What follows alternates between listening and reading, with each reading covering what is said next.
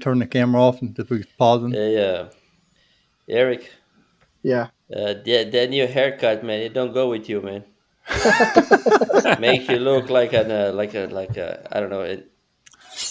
Three, two, one, zero, You're listening to the Knives Templars. Get ready, y'all. We about to Bobby Boucher you. Bam! I got a piece off of the wagon that Sam Houston used to take JFK to the moon. Pinto sauce. I like that. Pinto sauce. Pinto sauce. You're tuned in to the Knives Templars podcast, featuring Odisir Special Sauce Pinto. I was a mean kid. Long time listener, first time caller. Eric T.R.E. Rivers. Holy crap, I built something. Don the Train Watson. I can pay off all my credit cards and beef jerky credit line at Buc-ee's. Joey the Riot Terrier. Cochon de lait will make you smack your lips and anyone getting too close to your plate. Mark Vasallo. You drinking my soupy? And Chip Shegman Carlisle. And now broadcasting alive, it's the Knives Templars. Coming to you live from Porkhouse Studios located in Hartselle, Alabama and other U.S. locations. This is the Knives Templars podcast. We are the coolest knife-making podcast on the planet, and we are downloaded around this big blue marble in over 24 countries. We are on air, on demand, and heard worldwide in all of your favorite apps and at knivestemplars.com. Oh my God! I just cut it off right nice. there. Yeah. Well, I mean, I didn't have to, but he said Porkhouse Studios, so I decided to throw in a oinky, oinky, oinky.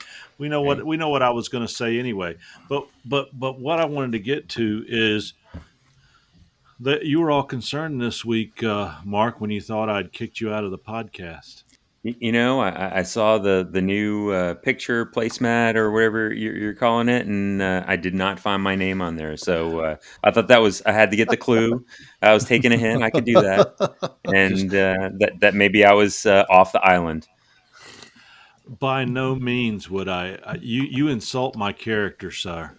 I mean, you could have said I'm stupid. I don't edit well or anything. But to think that I would kick a great man like you off the podcast, I'm verklempt. Look that up. Look that up. Man, that's a big word. Verklempt, I say. Hey guys, welcome everybody to the Knives Templars. I think we're up to about episode 39 right now. Whoa. And I'm all excited about that because we're getting ready to start season 5. So we've been transitioning in for a couple episodes because you're going to see, hey, everything's got to change a little bit to keep it interesting because nobody wants to watch and listen to the same thing all the time. So we're transitioning into season 5 as we move forward here.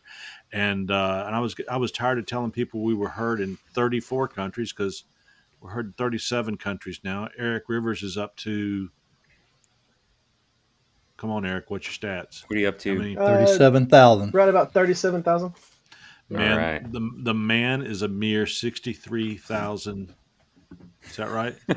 Yep, getting there. 63,000 subscribers away from his plaque. And if you're listening right now, please go to TRE Workshop on YouTube and subscribe. Let's get that. This is that 100,000 subscriber telethon push tonight. So guys, There we go. all 8 of you listening, let's get it up to 37,008. There you go. Good plan. There we go. There you go. So Mark, you doing well tonight? I am. I'm doing great. Good. You know, it's missed being on the podcast for a little bit. I'm glad to be back. Glad to have you back. We have missed you because honestly, if you hadn't been on the third time, you would not see your name appear after. No. You are part of the team. You're a brotherhood. We've got the great Jason Fry with us tonight. Yay! Yeah. Woo! Glad to be here. And we are tickled to death you're here. Don the Train Watson. Hello, how y'all doing? Hey Don.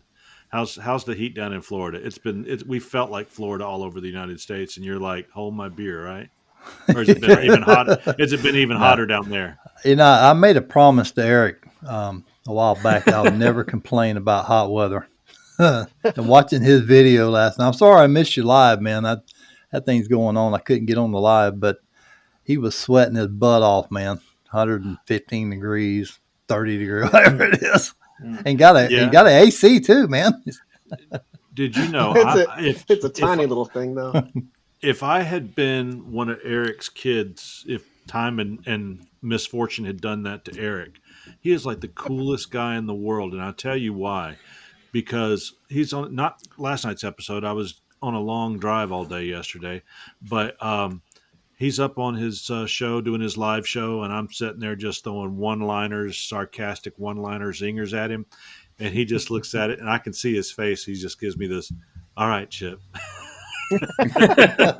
That's all he said was, "All right, Chip," and I knew exactly what he was saying. But he said it with such a smile. I felt good about it. All right, I just stopped. But Eric, I'm enjoying these live shows you're doing. We're going to talk about it a little bit more tonight. But yeah, we were actually getting to see you sweat. They've been a blast. So yeah, I've been enjoying them. Did you get your head a little too close to the forge, my friend, or has it just been the heat in Texas that's sending shit back? This right here is me committing to possibly being a bald person at some point. Are you losing your hair? Are you on suffering? the very back, it's getting a little thin. All right, so take my advice and shave it clean already and be done. And be done with it. Yep. Yeah. Don't bother. Mr. Clean. Bother. Well, I would say before you do that, I would just shave just the top out of it and go with that hair wreath around the sides, look. Yeah. just to wear it for a bit and just go with the look. Just because I'm the person that I am, I would do something like that. Well, it's good. It's good that you're transitioning well, but sir, you're a handsome guy, and I tell you that from a total. I don't like guys' perspective. You're a handsome guy. Well, thank you. Oh my. Oh. Well, I'm not like weird or phobic or anything. I just, hey, he's a good-looking guy. He found it. He found a wife. You don't have to worry about staying pretty anymore. Look at me. I'm celebrating my 30th. I'm celebrating my 30th wedding anniversary, and if y'all this weekend, That's and awesome. if y'all saw, Congratulations. Yeah, and also her birthday is the day before anniversary. You talk about a celebratory weekend, but I will tell you, y'all should have seen how handsome I was. I had a fancy. Oh gosh, I was. I could have played Ken in the new Barbie movie. Oh my. Oh yeah. Yeah. We're rolling up on our 20th. Are you really? Ours is that way, where it's anniversary and then her birthday. Well, you have the makes sweetest it easy wife. to remember. Yeah, it is. But you have the sweetest wife. I tell you what, to see her take care of you the way she does, and I know that you work hard and just a cool family. So I was waving at her when she was serving you your dinner underneath the bunk beds tonight, and or the loft bed, I should say, and I was waving and she didn't wave back. So undoubtedly she didn't see me because I know she thinks I'm cool too. That's because you're this big on my screen. Ah. So all she saw was like a little one of these. I look like a little fat hairy weeble. So most of you probably don't know what a weeble is. A weeble is a toy. They wobble. The rest of you used to play with them. We we were too old to play with them, right, Don? That's right. Did you play with your weeble, Don? Nope, never had one. Shouldn't They play wobble, with but your they don't fall over. Shouldn't play with your weeble. That's right. Otis here says it's still sticky in Laurel, Maryland. Yes, sir. Yeah, I heard the tools zinging on the phone today when you called me. Yeah. That sounds exciting. Had a little business going on in the shop. Usual stuff. Yeah. How's things going? You is the rejection rate as high as it was 2 years ago when we all came together, or people learning that you mean business? It's about the same. It's about the same. Huh. Yep. I swear, if you with your hairline, if you got you a black pork pie hat and some Ray-Bans, I swear nobody would come to your shop and fail. They'd be afraid. Who's listening to music? That sounded like Tone Loc or something. Was that UV Max? Nope, I don't have any music. No. But I Are could be you Tone Loco. I listening? was Tone Loco. You were. I heard some Tone Loc. You So hey, while we get into this, I want to tell everybody that as we move into season 5, I've got something new and exciting that we're going to be doing. And we've kicked all the honorary Templars out off the show. And what I mean by that, if you're in, you're in. And if you come in the future, you're in. But we're going to do a little bit differently. Moving forward into season 5, we're getting geared up to do live interviews and in a video format. So, we've given everybody a voice to talk about their knives and the things that they do in the industry and the special things like Dennis Tyrell working with the 22 set of knives that he did.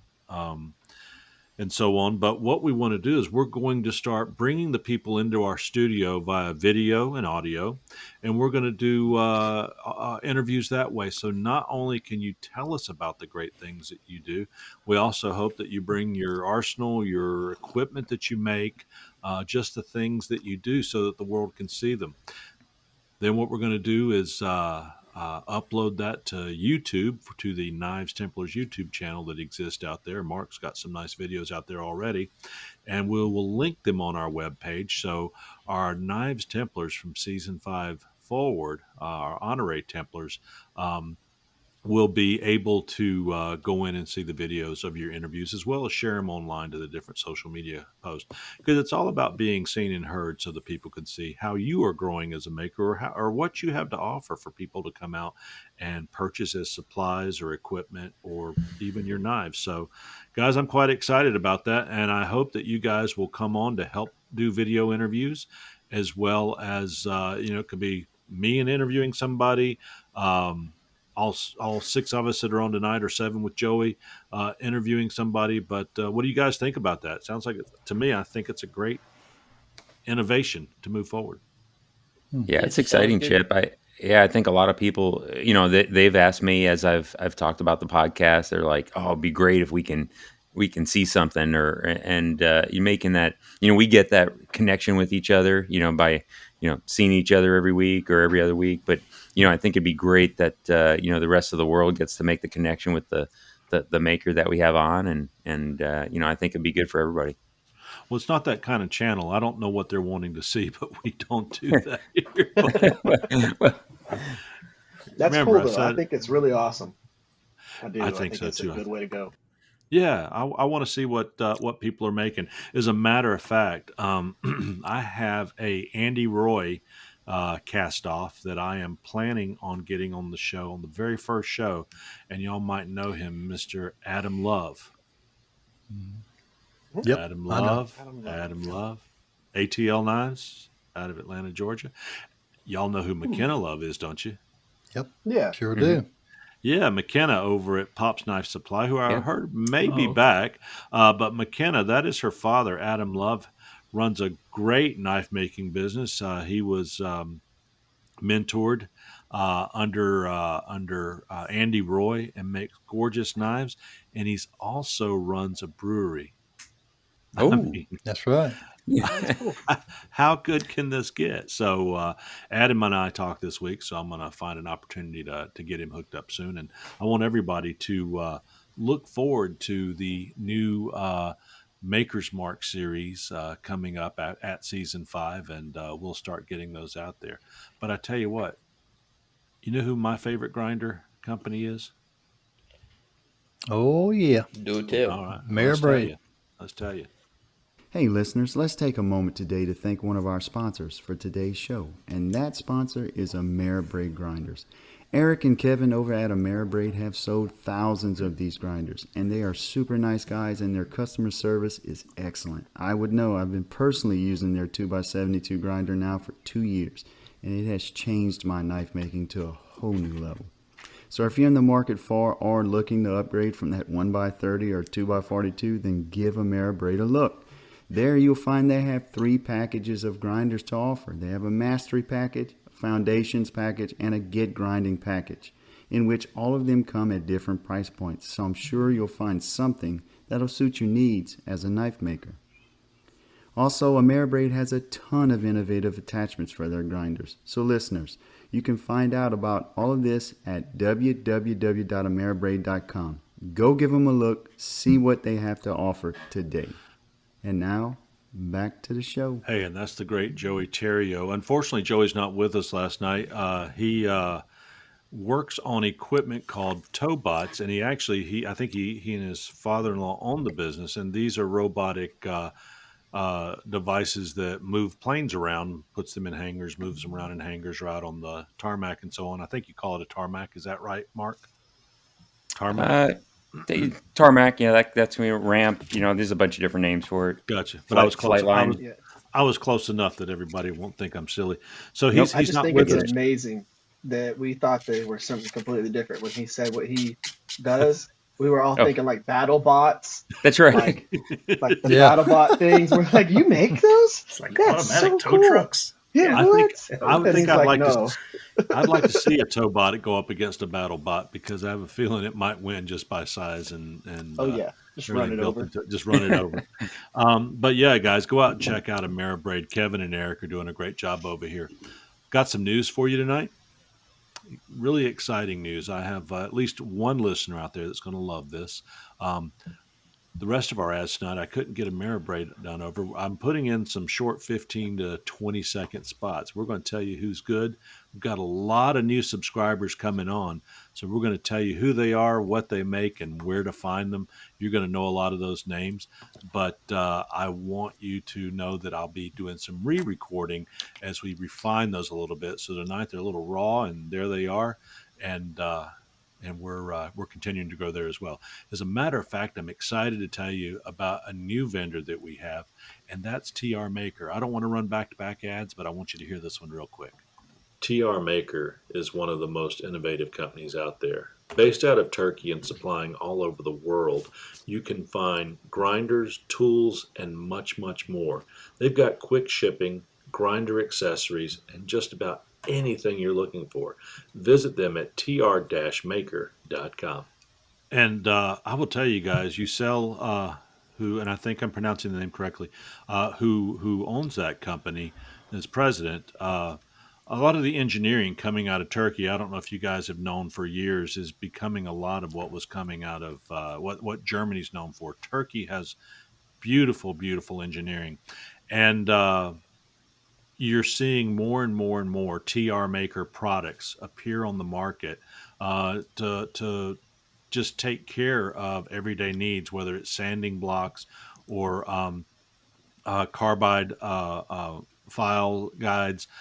They've come out with a new grinder and wheels and parts, and they've got accessory arms and this, that, and the other. And you look at this equipment, small wheel attachments and so on.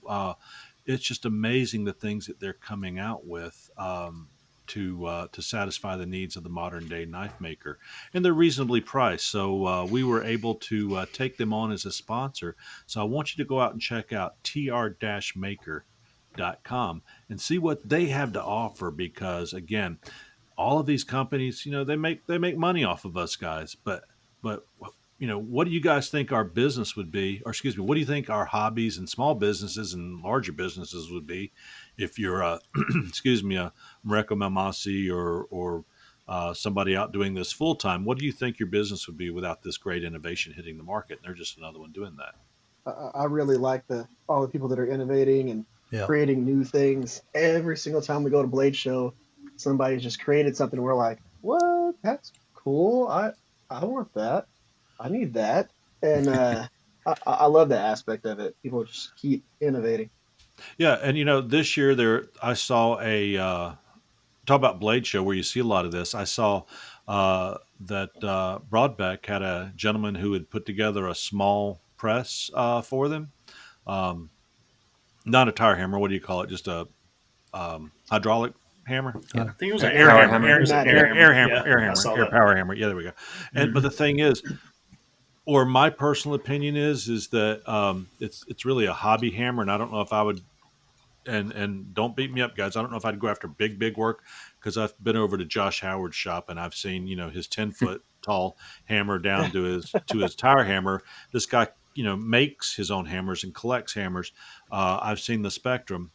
Uh, but when we talk about innovation, where I don't think that hammer is there today, I think as they further refine it and further uh, make it available for the guy working out of his garage, or who knows what. I think it's continued growth. So I applaud Broadbeck for what they're doing, introducing that, and we'll see where that hammer goes. I think it's an Yeah, excellent product right now, but it's going to get he much was better. he was 2 weeks into that thing. He had designed it, had an idea, and then he had to build it within 2 weeks before Blade Show. So he had to get that thing put together, hope that he made all the right decisions, and then show it to everybody and hope that it worked how it was supposed to work. So yeah, it needs to get into some shops. It needs to get ran through his paces and figure out what's great on it, what he needs to change, and stuff like that. So And that's the definitely right something attitude. that, Yeah, Yeah. Don. Yeah, I think he probably needs to send Eric one down to his shop and see if he can hold up that 115-degree hot weather. nice. Yeah. I will tell you that he was a great young man, and to hear him talk and his excitement and what he's doing, I hope it continues to grow for him. But yeah, to put that thing together as quick as he did, and I know, Eric, you've got a funny story around it. I don't know if you want to tell it or not, but Yeah. but it was a phenomenal piece of equipment that I think that if anybody poo-poos on it, they're wrong, because that's when things sneak up and all of a sudden you've got this great, hobby power hammer that people can get in their garage that's not necessarily going to drive their neighbors crazy or walk across the floor like a big hydraulic or tire hammer or break up your foundation to your side of your house Yeah. falls in. So good product. You won't tell that story, Eric, or not? Yeah. So whenever we were looking at it, of course, we were there as he's setting it up and kind of trying to show it off a little bit, and he keeps trying to turn it on. It's no pressure, no pressure, no pressure, and he's going through there, and that thing's got a whole bunch of airlines and solenoids and all these different things all the way around it, and he's taking everything apart trying to figure out what's wrong with this thing, and I just looked down and his airline, because they're pneumatic, they're off of air, like an air compressor, and his hose was just kinked Oh, up, yeah. jumbled up, his air Yeah. compressor line, and I was like, okay, hold on. So we took and we pulled it all the way out, coiled it up, how any adult man should coil up air hose. That's right. And coiled it up, and then I ran some tape around it so it wouldn't get all funky again, and then boom, it worked.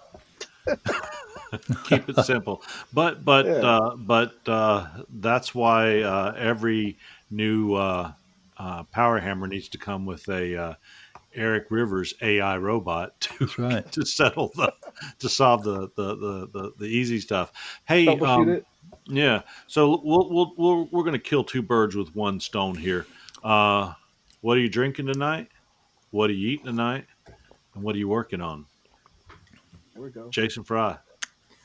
I had some really uninspiring leftover pizza for dinner, and I'm drinking All sweet right. tea, same as usual. Sweet. How did your cavalry swords come, or the swords that you were making? Have you finished those up and they're done? Or? Yeah, I finished those up and delivered them. I think we're delivering them in person to the recipients at a convention in November. Good deal. Yeah, they came out pretty good. Are there photos of them anywhere? No, not much. I gotcha. barely even put any on my social media. Yeah. For a couple of reasons. One, they're kind of a surprise for the people that are getting them. Gotcha. But two, it's really hard to take a picture of 8 27-inch swords at the same time. Right. You need a really tall ladder. Yeah, I guess. Yeah, I can see that. But what are you working on these days? Anything fun? Yeah, the biggest thing going on lately is that I'm doing a demo tomorrow at a little knife store here in town. So I've been kind of prepping all of my shop stuff to take it down and move it somewhere else. What type of demo are you going to do? I'm going to forge a couple little blades. I had some little scrap pieces, about 3-inch, 4-inch pieces of 1-inch stock that I thought I'd forge. And I brought some just 1/2-inch mild round, and I'm going to do a ball peen tomahawk. Just take a ball peen hammer and make a tomahawk. Yep. So just piddly kind of stuff. Honestly, it's me and another guy, and we've got to fill 5 hours, and it's only supposed to be 97 degrees. So cool down. It's going to be cool down. It's going to be a challenge in that regard. So just going to kind of mess around and make noise and do the blacksmithy thing. Can you since it's going to be that hot and you'll be outside, can you write an advance directive in your will that says I get your toys? Sure. 97 is going to be great. Is that cool? Well, 97. So yeah, it has kind of broken. I mean, it's been 102 or 7 or whatever, but right. Yeah, we're kind of the whole crazy heat thing kind of shifted east. So like we're not suffering as bad as some parts of the world with that crazy climate change thing they call summer when it gets hot. That's what it is. we saw the 90-degree temperatures, and I was like, do I winterize my house? Right. Do I need to go ahead and wrap my pipes or something like that? 90 degrees? I heard that the National Environmental Agency is saying that we're going to be suffering from global cooling in December and January this year. It's supposed to be a very cold winter. Probably so. Bring it on. Huh. Come on, cool weather. Extreme. Don, what's going on in Florida? Well, I'm drinking cacao. Dinner? Pork steak, green bean salads. Stop right there. Stop. Eric, turn around. Tell her to walk over here. Come here. He was trying to wave at you earlier. Wait just a second. Here she's come. She's walking across the floor, and she probably can't hear me. She's not saying hello, Chip. You're supposed to say hello, Chip. Hello, Chip. Hi, Chip. Hi. They're Eric's wonderful wife, and if she can't hear that, he'll spread that to her. What is she supposed to be? She's showing me a picture of me as a youngin. As a youngin. Let's see this. Oh, that's definitely a youngin. Little baby. I don't even think y'all are gonna be able to see that very well. Look at you. You look just like one of those Cartman's little brother, or what's his name's little brother on South Park. Everybody is doing this these posts lately because we our two main high schools that have been here for like there's 3, but the 2 main ones that people talk about are shutting down. They're building 2 brand new high schools that are huge, these the massive mega high schools that they're building everywhere now? Yeah, and but they're shutting down one that's called Ryder and one that's called Old High, and these are schools that have been around since like 70s. the 70s. Where's the 70s? And Sam Houston went to school there. Oh, so one was 1890s, which was Old High, so that's been around since the 1890s. The other one since the 70s, and they're shutting them down. But tonight is the last rivalry football game, Ryder Old High night, and everyone is posting their high school pictures from this because nobody talks about that school. She's talking about a school nobody talks about. But it's a school my dad graduated from like 126 years ago. Everybody's posting all these pictures, and it's just funny because they have so many different versions of me. I was a very skinny, tall dude. I've seen an old picture of you that she had online. Yes. Yeah, I weighed like 120 pounds, 6 foot tall, and I was a skeleton. I would have been one of those guys that posted a picture of me as a baby naked on the beach holding a Coors can or something, but just to be funny. Well, good deal. So Don, I apologize. My favorite wife of Eric Rivers and only wife of Eric Rivers walked in the room, and I wanted to tell her hi. She's a sweet, sweet lady. So Don, we did get that. You are breaking track tonight, and you were actually drinking cacao. Yep, cacao. Why the change? What's that? To cacao. Well, it's the same thing. It's cacao. From Creole cacao. brew. Yeah. Oh, you call it cacao, but it's cacao. Pronounce it. Sounds like you're going Cacao. Cacao. So what was for dinner tonight? Because I have a feeling you probably ate roast or something really good. No, we had pork steak, green beans, and salad. Well, that doesn't sound bad at all. No, it wasn't bad at all. Mama's cooking, it ain't gonna never be bad. No. What are you making these days? I just finished this one up. This is the Eric Rivers Tonto style. Oh, knife. you did make one of those. Look at that. I did one of them. Now, nice. for the listeners that want to see this Tonto style knife, where can they find that? Don Watson Knives on Instagram. There you go. That's a beautiful knife, Don. Thanks, so what do brother. you? So tell me about the sharpening and the grinding of a knife like that. I have not attempted that. I assume you just go at it from two different angles, like you're grinding, two different blades. Yeah, that was the question I had after I built this thing. I went, now why I'm did gonna I start this? Well, that's the challenge. That's the good thing about it, because you can always call Eric Rivers and he would put you on the right track. So, no, I'll be able to sharpen it because my sharpening system I got. I'll be able to clamp it. Usually clamp it on the spine here like this, right? Mm-hmm. What I'll do, I'll take and turn it and be able to clamp it like this, and I'll be able to grind this wedge right here. Gotcha. Yep. Yeah. And this is probably the thickest blade I ever done. I usually run them down about 10 thousandths, 15 thousandths, but this is right at 20 thousandths, and I left this around 25 thousandths because at the end I didn't know it'd be better to leave the tip a little bit thicker. Mm-hmm. This edge a little bit thicker than. A lot of Tontos are going to have a thicker tip than, your normal drop point blade that you're going to have. Yeah. Now this handle material is Rich Light.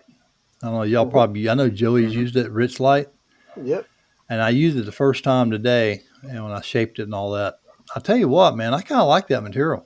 The only thing is, it's and I didn't realize it was. This is called the Britannia. I didn't realize it was an American flag, colors. So where did you get your Rich Light from? I got it from Maker's Material Supply. Oh, yeah. Aaron over there. I know him. Yeah, we saw them at Blade Show. Aren't they out of Texas? Yeah, they are. Yeah, they're good folks. Real good people over there. And I tried that, and I called him. I said, "What's the, because I know it's paper micarta, phenolic paper infused resin." And he goes, "Whatever you do when you use this, you got to make sure you got good sharp belts." So that's what I did. I used good belts.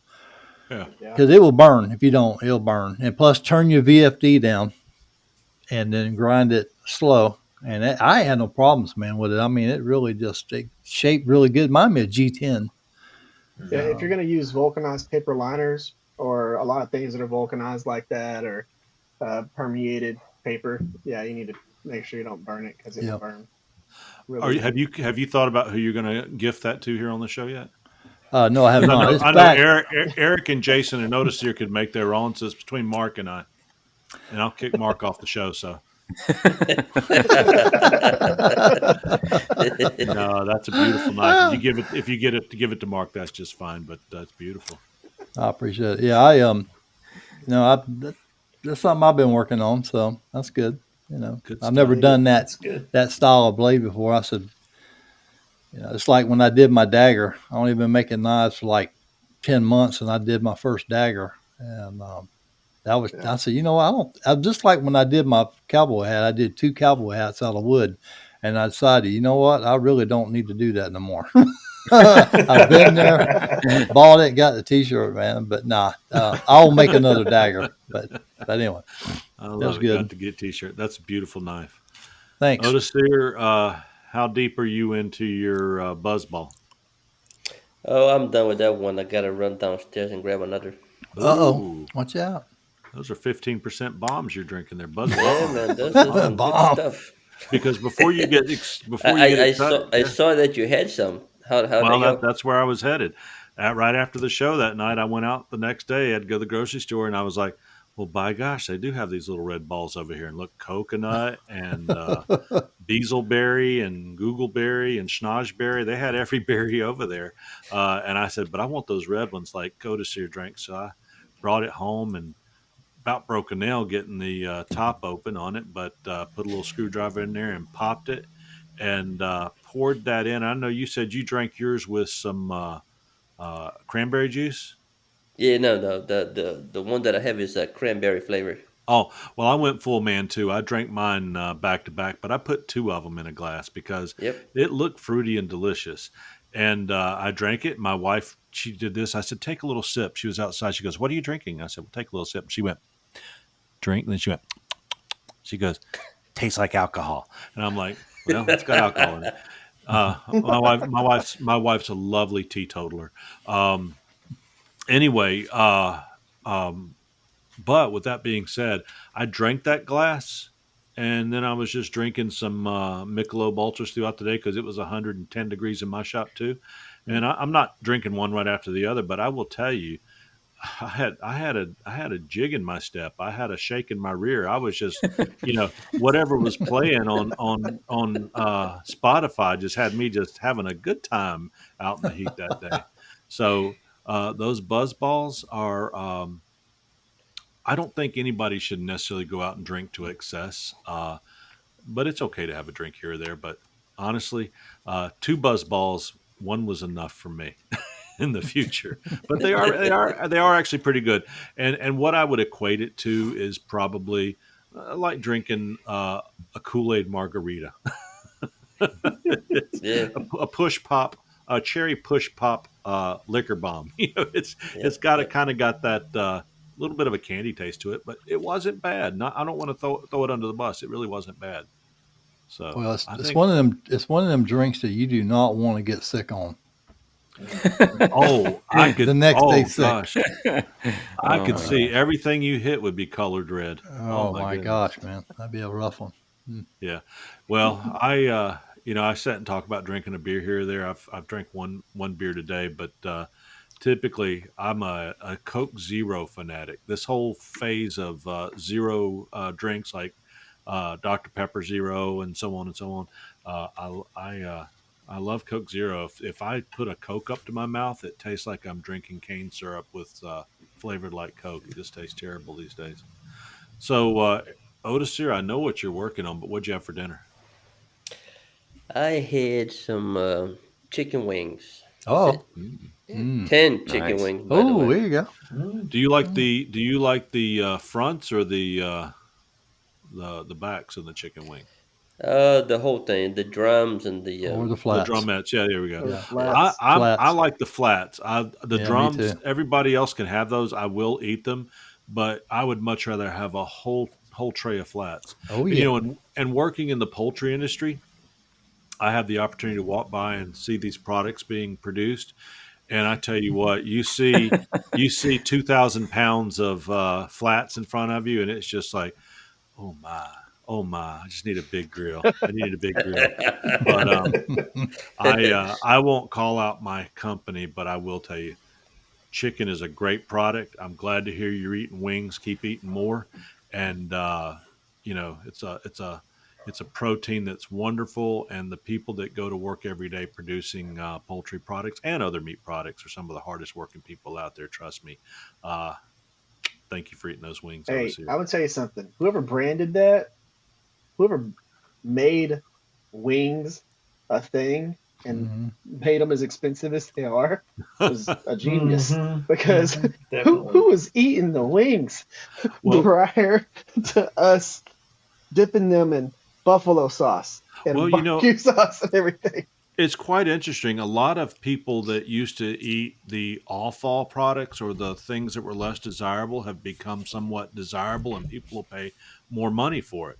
So Hmm. in the olden days, people wanted the chicken breast, the chicken thigh, and now they'll pay for those wings, and we will Yep. too. But It's good we, using the whole chicken.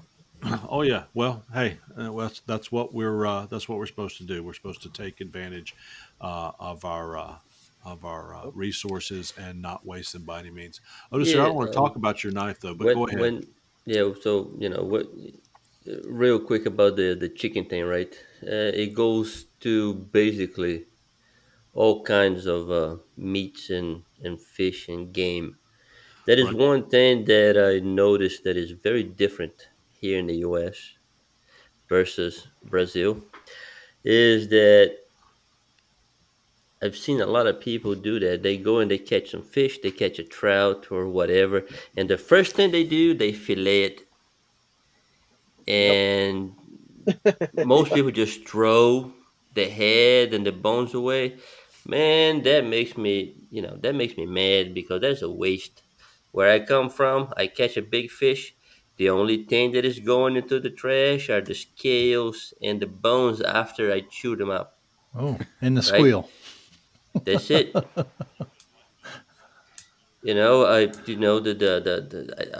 go through the head. Fish eyeballs are delicious and rich in vitamins and necessary fats for you, right? The whole thing. The first thing people do, cut off the head, fillet it, and eat just the fillet, no skin or anything. Man, that's a waste. You ain't hungry enough if you're doing that. Well, I'll tell you, you would. I don't know if you'll like me because I've really gotten back into trout fishing again. I love it, and I when I catch a trout, I bite off the head and throw the rest of it back. That's good. Just eat it You right know, there. And yeah, the bear's gonna the love you. the otters have to eat too. Y'all ever seen a river otter? Oh yeah. Yep. Oh, they are so cool. I love to have In the the otters. zoo only. Well, you have to be careful because those little boogers will chew you up Mean. if They're you mean, piss buddy. them off. But yeah, we've got river otters in Alabama and down where I go trout fishing just to see them over there playing and romping around. I've never had one bother me, but I think we may have talked on a past episode where some ladies got into some otters that chewed them up. But I do know that they tell you don't get close to them because they got sharp, sharp, sharp teeth. So, Otis, here we're going to talk about your knife because that's going to be a focus tonight here in just a minute. So, Mark's sitting there jumping up and down in his seat to tell us what he's drinking tonight. What have you been doing, Mark? Yeah, I've been busy. I haven't been around, so went on a little, took some time off of work and went on a vacation out to see my in-laws. They live out in Colorado, so got the beautiful area at the foot of a bunch of 14,000 foot mountains. So you almost feel healthier. There's no humidity. Oh, Like gosh. 80 degrees. Cool at night. It was probably in the 50s or 40s at night. And so, it was just coming back was a challenge. I bet. Is that because because you didn't want to leave your marijuana at the border, or because I had to let it clear out of my system before I came back to work at the city. No, Drug testing. Yeah, I think just being in the state, it absorbs into you. I'm sure. Hey, we're a non-judgment show here, so I'm just being funny. But yeah, my son and his I'm going to call her fiance. They haven't actually got the ring yet, but we all love each other. She's on the way, I believe, to getting that ring. But they went out there, and the pictures I saw and the pictures I saw for you, my wife and I have put that definitely on our list as a must see. Did you have any? Beautiful. Did you eat? Did you drink a Denver man or a Colorado man while you were out there?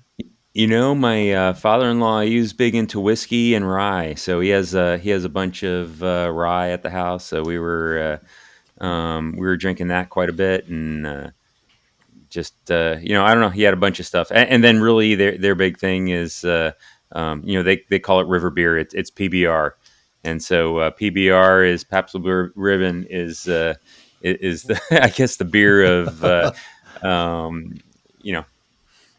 river rats out there for doing the whitewater rafting. So yes, it is. It's 100% the beer for there. That's right. And so drank a little bit of that, and just had a great time. And tonight you're drinking cacao? No, tonight I am drinking, another recommendation from the Knives Templars' previous brew reviews. I am drinking Dragon's Milk. Oh. The bourbon barrel aged stout. Oh. How you feeling? Are you seat belted into that chair? Yeah, at 11%. You don't want more than Oh man, you don't want too many of these. Because they're great. I'm just drinking this Michelob Ultra, and all I have to do is go tinkle. Oh. Pinto got him one. Pinto is holding up his Buzzball Cranberry Chiller, and what are you trying to show us there, Pinto? It's empty. Just the cranberry and it's empty. There you go. Look at the smile. look at the smile on his face. Well, guys, I already told you what I'm drinking.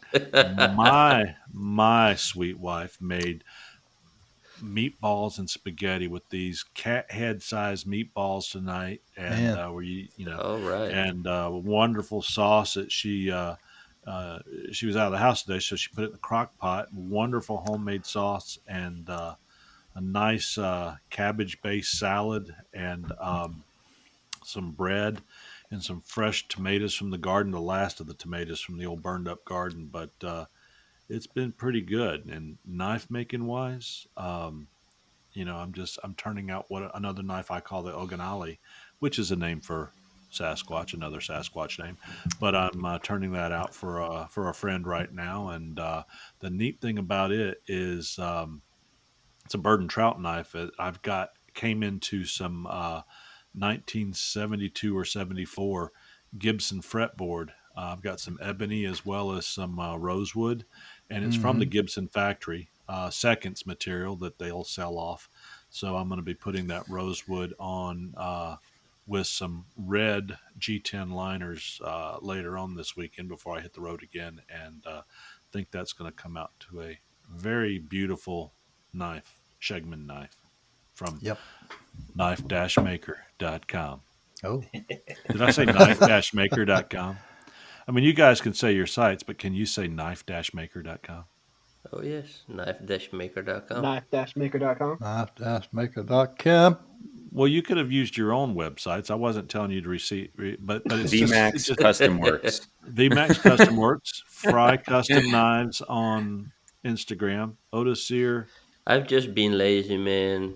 I've been thinking about it and putting it off. I need to get my website. That's a good name, and I've just been lazy.com. Hey, because knife-maker.com, I've just been lazy.com rolls off your tongue, right? And we all know the Rivers experience. Jason Fry Custom Knives. Jason Fry Custom Knives. Get them there while they last. But yeah, I lucked in and got the domain name knife-maker.com because nobody in the world can spell Shegman Kniver. Nobody can say it. It's Skegman Kniver. So knife-maker.com. That's all I got to say about that. So Otis here, I've just been lazy.com is available for $3.99. There you go. There you go. Sorry, Otis here. I just bought it. I'll sell it to you. Yeah, lazyknifemaker.com, same price, $4. There you go. $19.99. Lazyknifemaker.com. There you go, baby. There you go. Hey, let's take a quick break. Hey, you want to know something about knife making? Well, I can tell you there's no other place to go learn something about knife making than the TRE workshop headed up by Eric Rivers at Facebook and on YouTube. You can also find them at theriversexperience.com. All right, Eric, that was the clean, slow, and quick version to satisfy our one listener out there that doesn't want to hear it. But, I could talk for an hour about you. You're a great guy. He is, man. Great product. Learned a lot from him. I'm going to give you the floor, man. You've been doing something really cool lately out there in the heat. Tell us all about it. Trying to decide to do stuff in the heat is just, it's hard to motivate yourself to put yourself in a position, especially for doing what I do on a daily basis, because I work for an RV dealership and I'm in and out of RVs all day and it's hot. The RVs are like 120 degrees in them. And you go from that, you do that the whole day, and then you go do your other thing and it's just as hot, except for you're doing more activity. So it's been hard to motivate myself, but I've got a really good subscriber base that is, they motivate me, and nobody like says you got to do this or I'm going to unsubscribe. If I say, hey guys, it's 130 degrees in the shop, it's miserable, I don't think I'm going to film today, everybody's like, dude, don't film today. Don't do it. It's not worth it. We'll wait. It's fine. So I really like that. But what's nice is being able to do the live streams. So whenever I'm filming a regular video, of course, it's just me talking to a camera, and I'm doing all the stuff, and it is like just regular videos. You're just filming, you're by yourself, doing your thing, burning up, sweating, and you're typically doing it for like 4 or 5 hours, sometimes 6+ hours. And I've really enjoyed the live stream because it's an hour.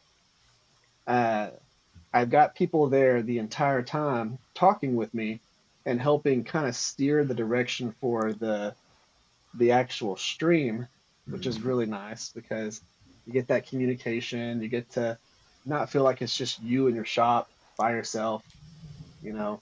It's nice having that camaraderie going on. And one of the things that I wanted to do with this series was try to do something slightly different than what a lot of other knife makers are doing. So whenever I started doing my Shop Talk Tuesdays, that was something that nobody was doing in the knife making community, and trying to break down the knife making process into more finer detail so that people could actually learn from the processes was a big thing for me. And I want to do something with this the same way. I figured, you know what? If I do it, there's a good chance that a few other knife makers that have really good information will also start doing it, and maybe we could, kind of change up the process a little bit. And what's cool about it is whenever I say, "Hey, we're going to be working on uh, showing you how to correct issues with your bevels, or showing you uh, how to make a thing, or me forging a whole entire knife in an hour and showing the processes, why I'm picking certain hammers, why I'm using certain parts of the anvil, stuff like that, has been really nice because people can say, "Oh, hey, that one thing right there, can you tell us what that's for, or why you did that, or uh, what was going on here, or why are you doing this?" Has been really nice because whenever I put out a video, y'all, like, the subscribers are commenting on the aftermath. I've already built it, I've already made it, and they're asking questions about something that was already done. But with a live stream, they can go, "Oh, hey, pause for a second. Why did you choose to do that?" And I can go, "Oh, this?" Grab the thing, show them the thing, tell them why I'm doing it. And this, it's like being able to do a on the fly version of the thing that Jason's going to go do, where he's going to do the demonstration, and he's going to be there, and people are going to get to ask him, "Okay, so why are you hitting it this way? Why are you doing that?"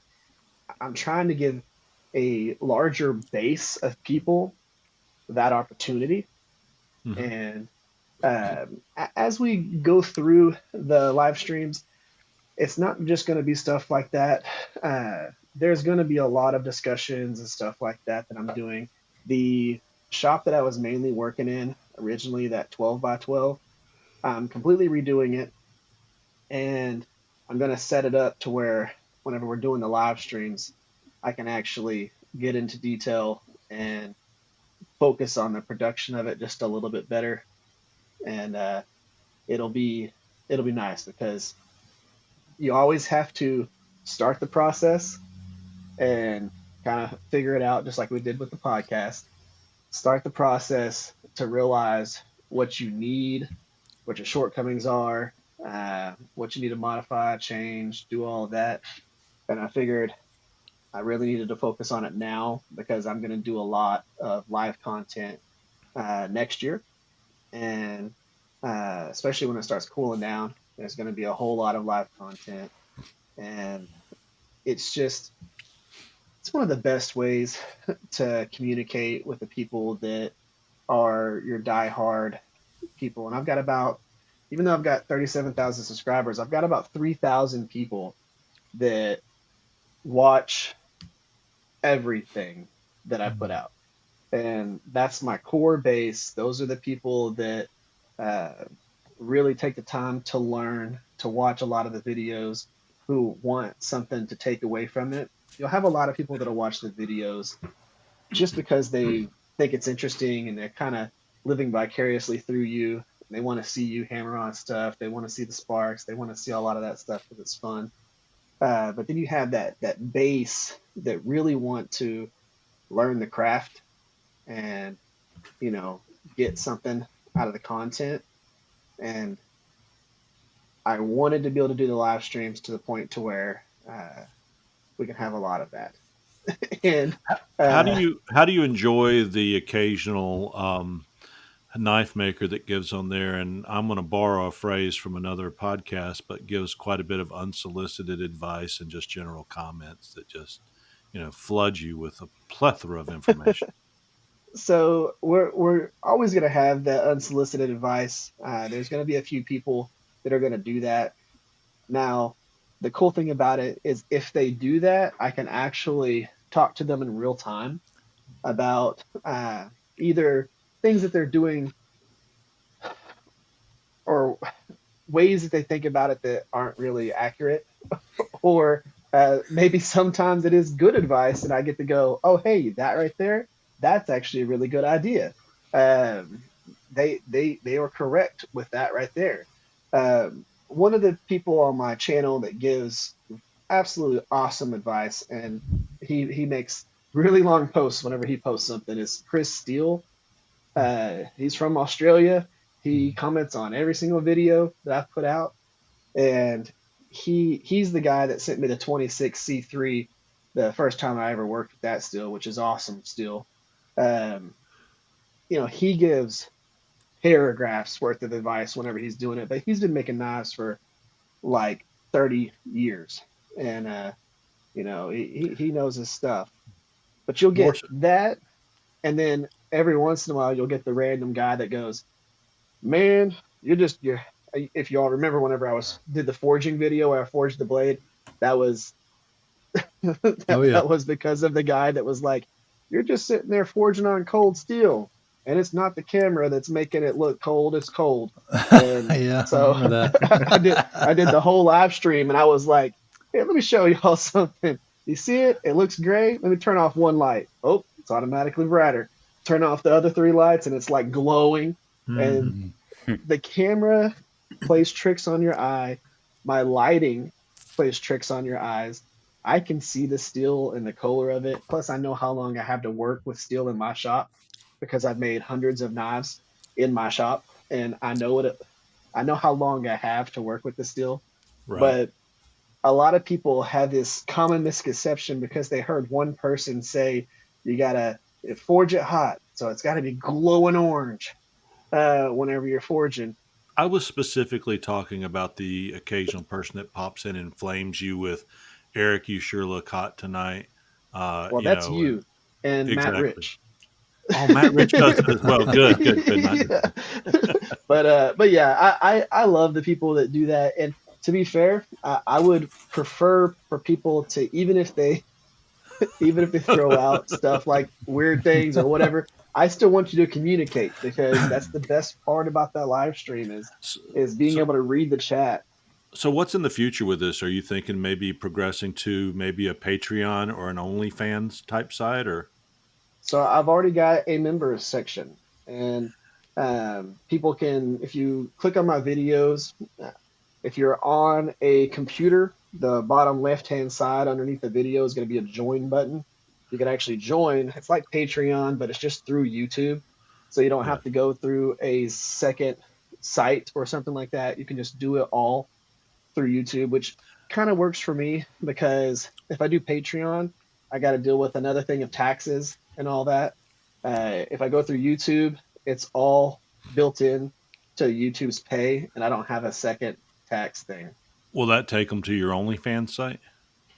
Technically, Okay. uh, but the downside to that is it is just fans, which is weird. But it's just a room full of fans, Yeah. and it gets kind of noisy. Well, I know Whole with lot of as hot as you've been, it's good to see you sitting in a room full of fans, just cooling off with a right. glass of tea, Uh, wearing a parka. the But I've enjoyed that part of it. So I will be doing more live streams that are slightly more fine-tuned for the actual members section of my YouTube channel. I've got a few people that are members now. I was waiting for it to build up to, about 10 people. And then uh, I'm going to be doing more, I guess you could say, fine-tuned things. So whenever the people that are in that section say, hey, on this week's, can you go ahead and show how you would do this? And I'm going to break that down that whole entire time while they're on there with me. And they'll get way more one-on-one focus.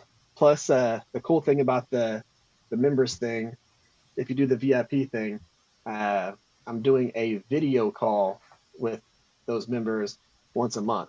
So if they've Oh, got a wow. project that they're working on, we get on a video call and I can give them ideas on design or what to change ergonomically or just modify and slight things or just to shoot the shit and hang out and talk about whatever they want to talk about.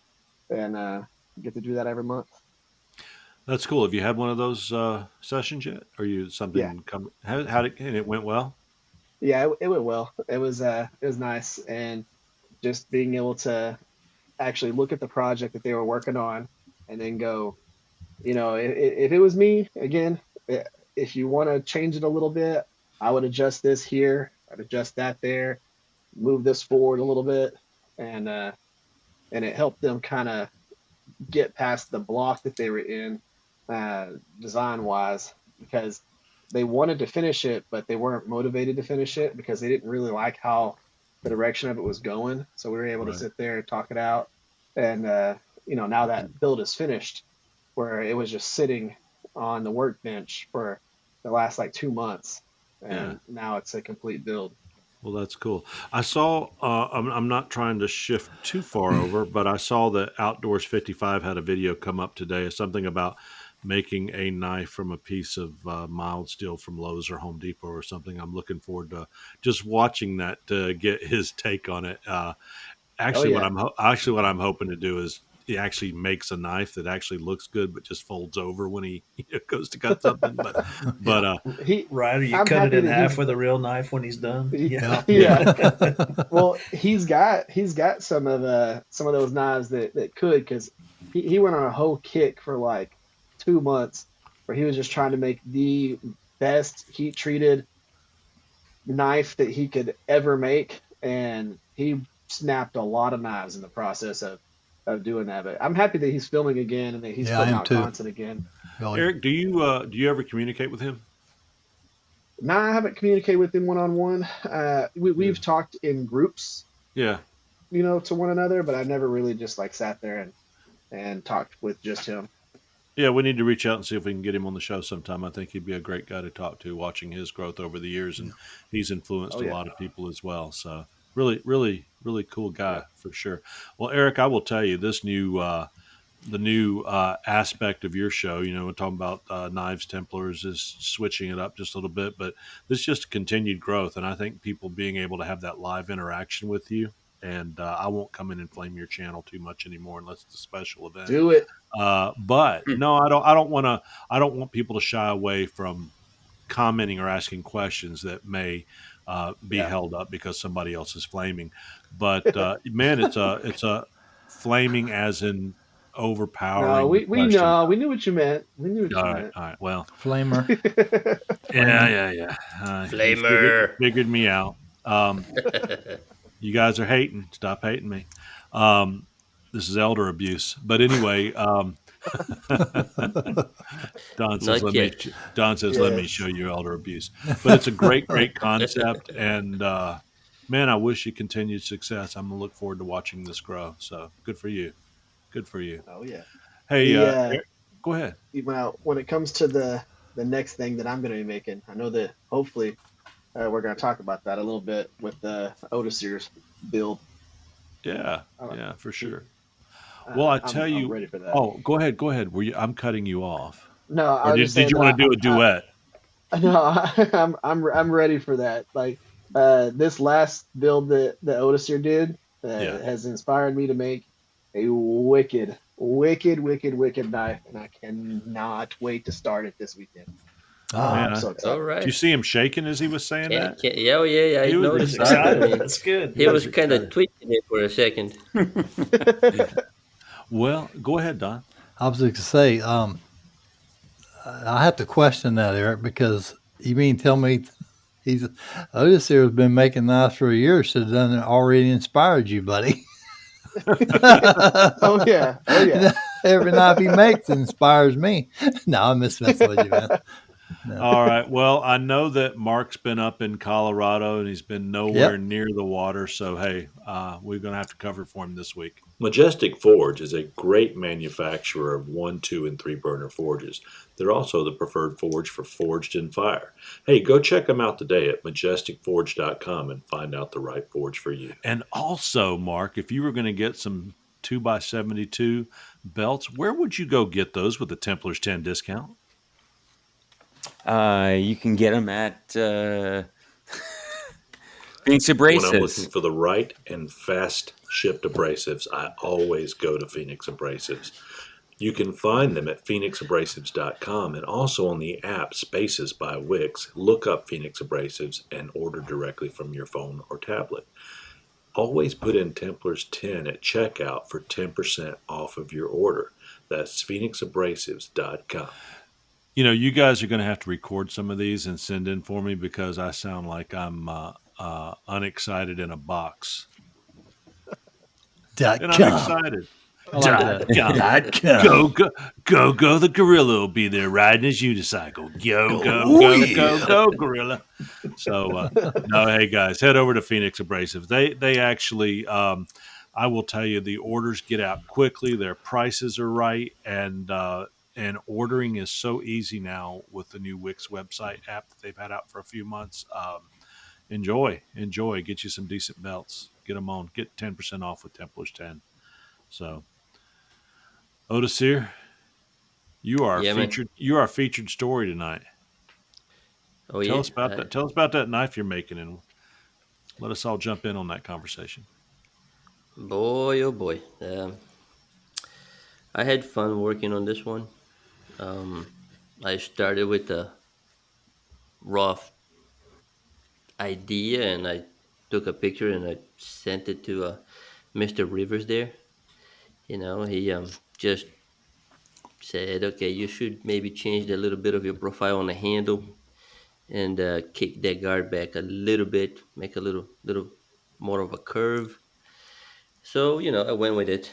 So, interestingly enough, earlier today I was watching the Eric's video from last night, and he was talking about that particular blade profile.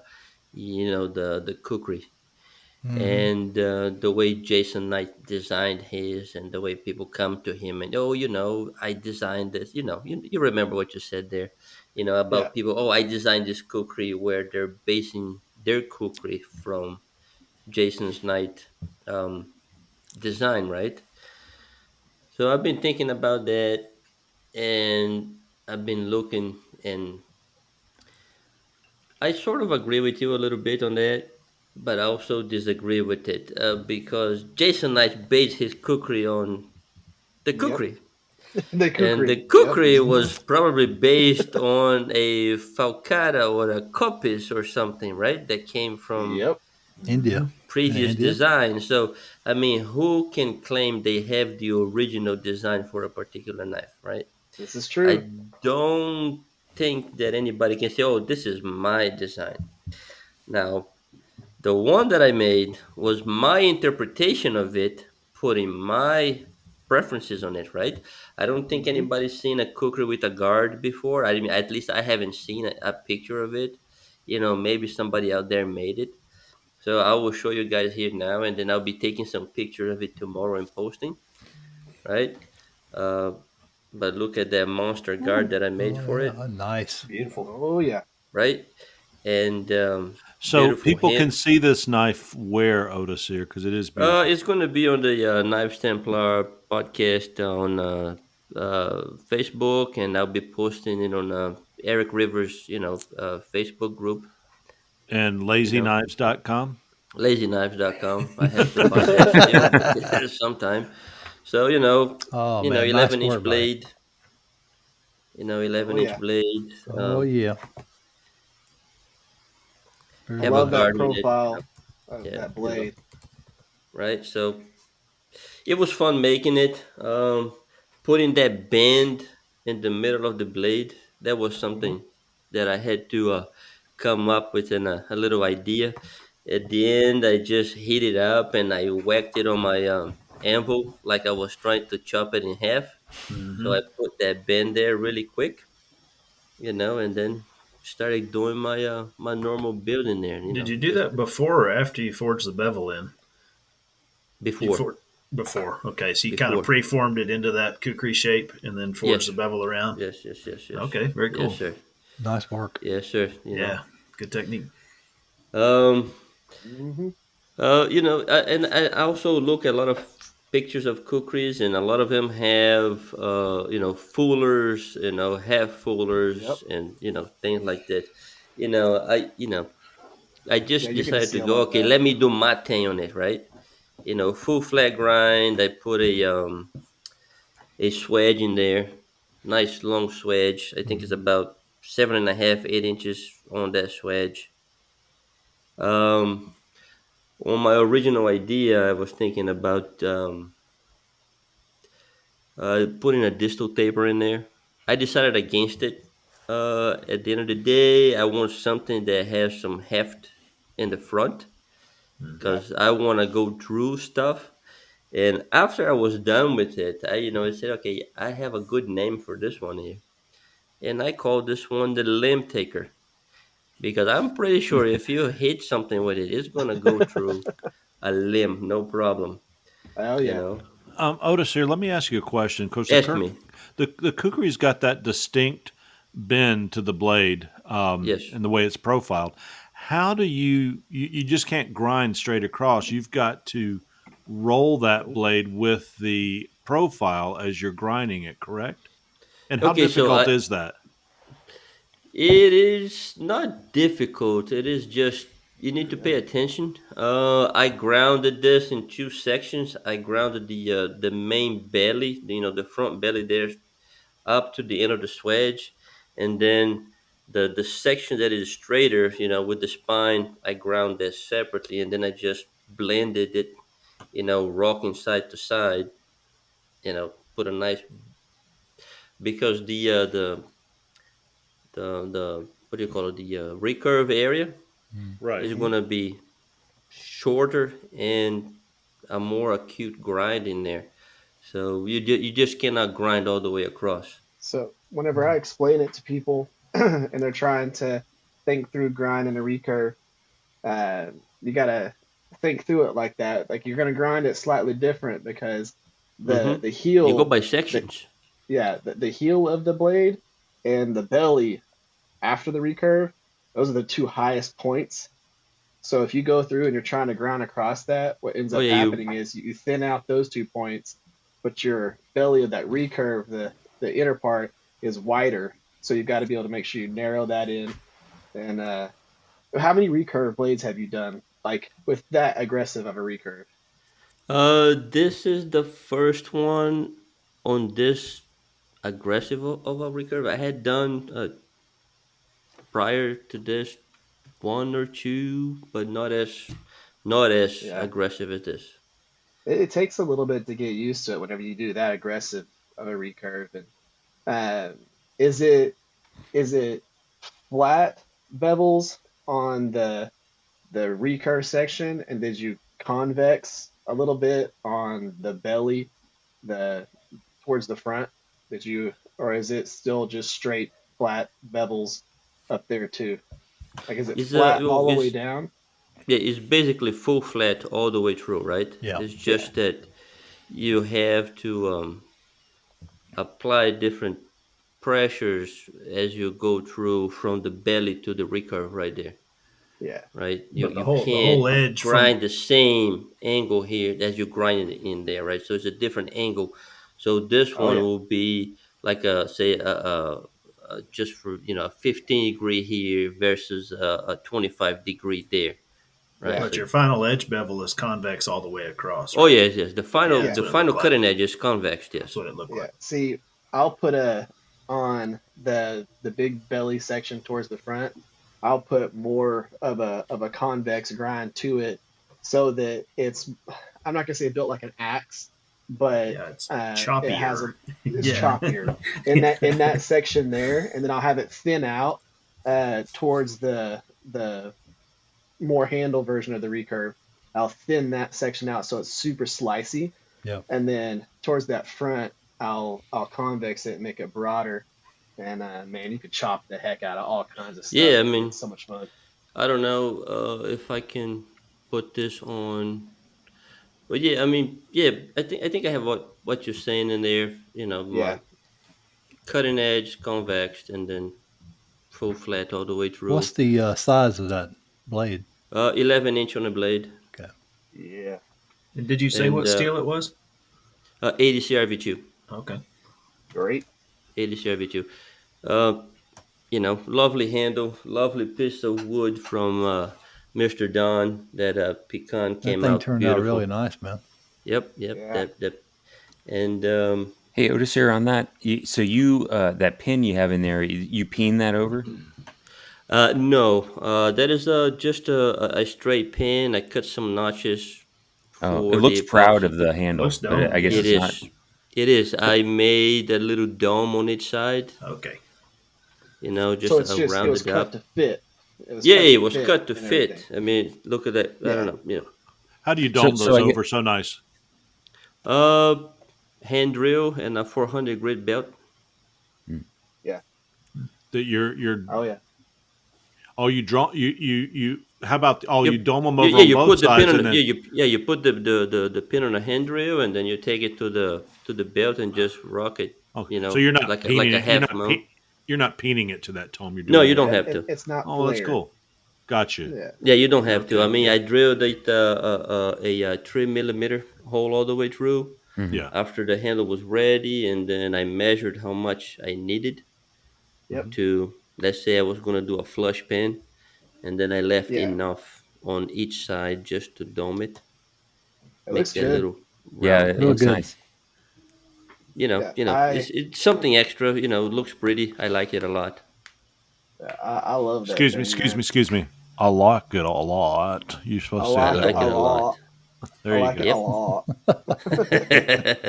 You missed your So yeah, man, opportunity. it's been fun. It's been fun. It's been fun. I like it a lot, a lot. And There you this go. one, I don't think I'm gonna put it up for sale. I'm gonna take this one to the woods and I'm gonna beat it, just like Mr. Eric suggested on his video. Oh, Yep. Let's take a little break so that we can catch our breath because this has been exciting thus far, and I know that Otis here one day you're going to want another grinder or maybe even a forge. So listen to this. Good Oh yeah, stuff. Good let's go. stuff. Brian Houseward over at housemade.us is the king of innovation. I tell you what, you can go over there and find out about his Revolution 2x72 grinder, the Apollo Forge. They offer parts, plans, kits, and just about anything you need to get grinding. Go out and check them at housemade.us. So, as Jason Fry is berating his children in the background, get out of the room. We're podcasting on mute. We will move over. Hey, Mark, I'm going to build me an Apollo Forge. And when I do, I'm going to give you one heck of a great deal on a Majestic Forge. Now don't hold up. And I love my Majestic. Don't get me wrong. It's a great forge. Mhm. But I'm digging that. I'm digging that. Well, never mind. I might just keep them both. Never mind. Go out and buy you an Apollo Forge or a Majestic as well. Yeah, I have about run out of room in my little shed. So, I think really my next step is I'm really sold on buying an oven, yep. and I'm going to put that in my garage. And my garage is going to be more of my heat treat area, and then I'm just going to be doing my grinding in my shed and keep all the grind and dust out of the garage. So, Good I idea. think that's what it's going to be. Yeah, it's But a good plan. I think I'm just about sold. I just have to, go and do it. I need to get 220 put in my garage. So once that's done, I'm going to be writing the check for the oven. Well, Eric's basically saying, so you don't want to become a real knife maker. You just want to become a person that just. No. Oh, 'Cause Eric, come on now. Mess around with I am stainlesses, ready to huh? buy an oven. I am ready to buy an oven. Trust me, I but cannot wait. Eric, So excited about he's that. not forging. He's just doing stock removal. You Yeah. know how I think about all that. It She. doesn't matter. Uh, You're making knives. Just because I like to forge knives doesn't mean I don't like to stock removal knives. And And no matter what, I'll all forge my some freaking crazy Damascus thing and harden it in my oven There you go. every time. Because I Hey, want Mark, that temperature control. Mark, Yeah, that's an amazing tool. You know, I'm just jerking Eric's chain because I knew that comment would get under his skin. So Hey, yeah, Don. I need to tell Mark if he goes to buy an oven. It's like building a workshop. You always build it bigger than what you think you need. So if you get an oven, get one longer than what you think you need. Yeah. I'm gonna go online to donwatson.com and buy what you got. Okay. how big of an I'll oven? give you a call, Don. Hey, you can How do big that. of an oven do they make? you've Do got an what? even I heat, mean, right? Yeah, I have an even They heat. got Oh man, you can get one up to what 40, swords. 42 inches or something like that, can't you? The even heat. They make Oh, big yeah. ones. They I mean, make they have, really long ones, yeah. yeah, I mean, kind of the standards are 14 or 18 or 22. yeah. Kind of the normal size. Yeah, I have a but they do make 22.5. Because when I called, I think Mr. Jim up there at Even Heat, and I said, "Man, I'm a new knife maker, and I don't need bells and whistles. I just need what I need, you know." And he said, "Well, if I was you, I would go ahead and get an extra bigger, longer oven, in case down the road you want to make a stiletto or some type of a kukri or anything bigger. You have the room." I said, "Yeah, 22.5." So And I How Don, got I've long does always it heard take that for it to extra go? half an inch makes a it. difference. Always makes things right. Just yeah. Don't How complain about long that does it extra take half for an it to inch. get up to temperature? Y'all Yeah. lost me. Yeah. Yeah. But yeah, I would Hey, so say. I have a question for you, Don. Though, Sure. so on the controller, right? Mhm. And so what kind of controller do you have on there? I have a Ramp Master 3. A Yeah, Ramp so I Master saw 3. there's like two main types. There's like the Ramp Master, and then there's one other type that they talk Well, about there's that's 3 like of all them. digital or something. Yeah, Three of them. you have the Yeah, that's tap the other one. one I was thinking of. And then you Hmm. have the Ramp Master, and then you have, I think they pretty much got rid of the other one, the old style. But I got the Ramp Master 3 with solid state components. You want solid state. Yeah. I don't care what you do, get the solid state. What have the It's, PMs preventive maintenance and all been on that, or any repairs done, or is it just no, held true for you? no, it's held true. If you keep it, I mean, I've used the heck out of mine, but I had no problems at all. Then again, I keep mine covered up. Once it cools down, I keep it covered up in plastic so that all the dust and crap don't get ever in it. Right, Mhm. right. I mean, it's like brand new. Everybody look, man, you ever use that? Oh yeah, I've used it. But yeah, I would definitely go larger, and I would go with 220 volt, and I Yeah. would go with solid state components, and you ready to go, man. So jumping back in, Otis here, you gonna make more of these? Probably. I really like the challenge of this one. I may make another one. I was thinking about using some reclaimed steel, like Eric says, instead Right. of rejected lift springs. Yeah. Reclaimed steel sounds nicer. Yeah. uh, but I thought about, okay, I'm gonna make something that is meant for chopping and beating things down, and Yeah. there might be some micro fractures there. So Oh, okay, forget about it. Let me go with this piece of 80 CRV2 that I have. So yeah, probably I'll try to make another one. Maybe another one with an S guard on it. Since I Yeah. opened this box, let me go wild with it and see what I do. yeah. Did you ask Mr. Fry if you could use such a knife to get into the guild? Not yet. What do you think, Jason? Could he use a kukri to get into the guild, or is there a Yeah, design? look at it. there Look are at this. no design requirements for the guild. It's all fit and Look at it, finish. huh? So I mean, it's So hard to Otis tell here. from pictures, but what I see looks pretty good. So tell us right? real quick, what is it? How do you get into the guild initially? Walk us through that for any of the listeners that don't know. Yeah. So the Knife Makers Guild is one of the oldest knife making organizations in the United States. So been around 53 or 4 years, something like that. 52 years. So to get into the guild, you have to show some knives for inspection several times, right? So we look at four, and if those four are good enough, then you can apply to be a probationary member. As a probationary member, we look at four again. If those four are good enough, you can then apply to be a voting member, and we Mm-hmm. look at four again. So if somebody's walking around with a voting member Knife Makers Guild tag, you know their stuff's been inspected several times over quite a bit of time. I mean, you can't get through that. Like you got to make 12 knives. You can't do that on a Tuesday, right? So it takes some time Yeah. to get through the process. It's Yeah. very very carefully vetted. So I mean, What are they looking for when they're inspecting the knives? we're just looking at fit and finish. Now that's two easy words. It's a lot of hard stuff, right? So symmetry, cleanness, or uniformity. So like we're not going to be, well, it has to be 1200 grit. No, if it's clean, that's the more important part. It can be 400 grit, right? So cleanness, symmetry, errors. I mean, kind of the borrow from the mastersmith language, but if you can see it, it's probably wrong, right? I mean, just if it stands out and it looks funny, it's funny. You need to fix it. Um, Again, fit. So how tight are your joints between your handle and your tang, or your guard and your blade, or every place that there's a joint should be as tight as possible. Mm-hmm, mm-hmm. Things like that. So Otis, are you bringing four knives to the next blade show? Oh yes, All definitely. right. So you need to look in that. We're pushing you because we see your skills.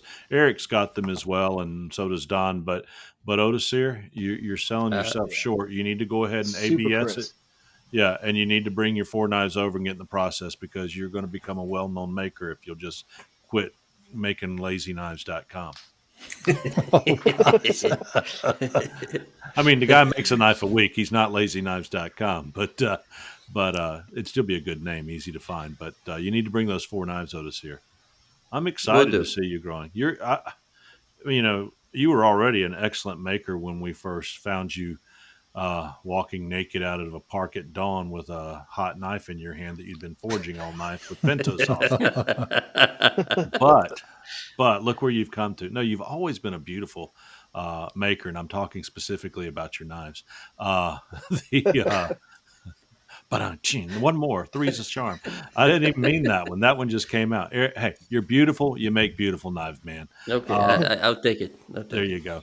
But yeah, bring those four knives next time. You need to be ready to submit them because I'm not going to say that the guild will question anything, but it's like he said, if you can see it, it's probably wrong. I've got one of your knives, and Lord, I can't see a thing wrong with them. So, Well, and I'm Jason happy says, "Well, that. I've seen your knives, Chip. You're not looking. You need to look." I have But yet to ever see a perfect knife. So, I mean, there's always something. yeah, but the remark you gave me at Blade Show, could I submit this and that? You look like you'd ate a lemon when you were answering me. Well, I try to be nice to Man. people, but you got to tell the truth too. That's Oh, like I'm Eric on joking. his live stream, man. When he gets bad advice, you just have to move on. Yep. All right, all right. Yep. Well, I tell you what, if you're making a knife, I know Don's come out with some good handle material, but we all know who the king of handle material is, the master of handle material, the wood guild of handle material, so to speak, is Mr. Oleg. If you're looking for some of the most beautiful wood for your handles, forks, or just any type of project that you need stabilized wood on, I recommend that you go over and see Oleg's knife-wood.com. That's knife-wood.com, and he ships internationally. He's got some great products. Check them out today. Check them out today. How did I do that, Don? .com. .com. .com. Knifewood.com. Yay, Otis here. One thing that I've learned during the process of making this cookery, during the making of the guard, right? Usually, I was heating up the guard and hitting it with the little ball peen hammer that I had. But I wasn't getting a consistent result in there. It was not bending the way I wanted to. Right. And then, a few weeks ago, I was just sitting in the shop and okay, let me make a small pinning hammer, right?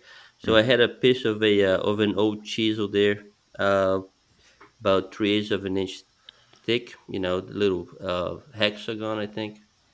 And I kneaded it, cut the size, drilled my the hole for the handle, and I made this itty bitty hammer there, and I hardened it back to its original, hardness.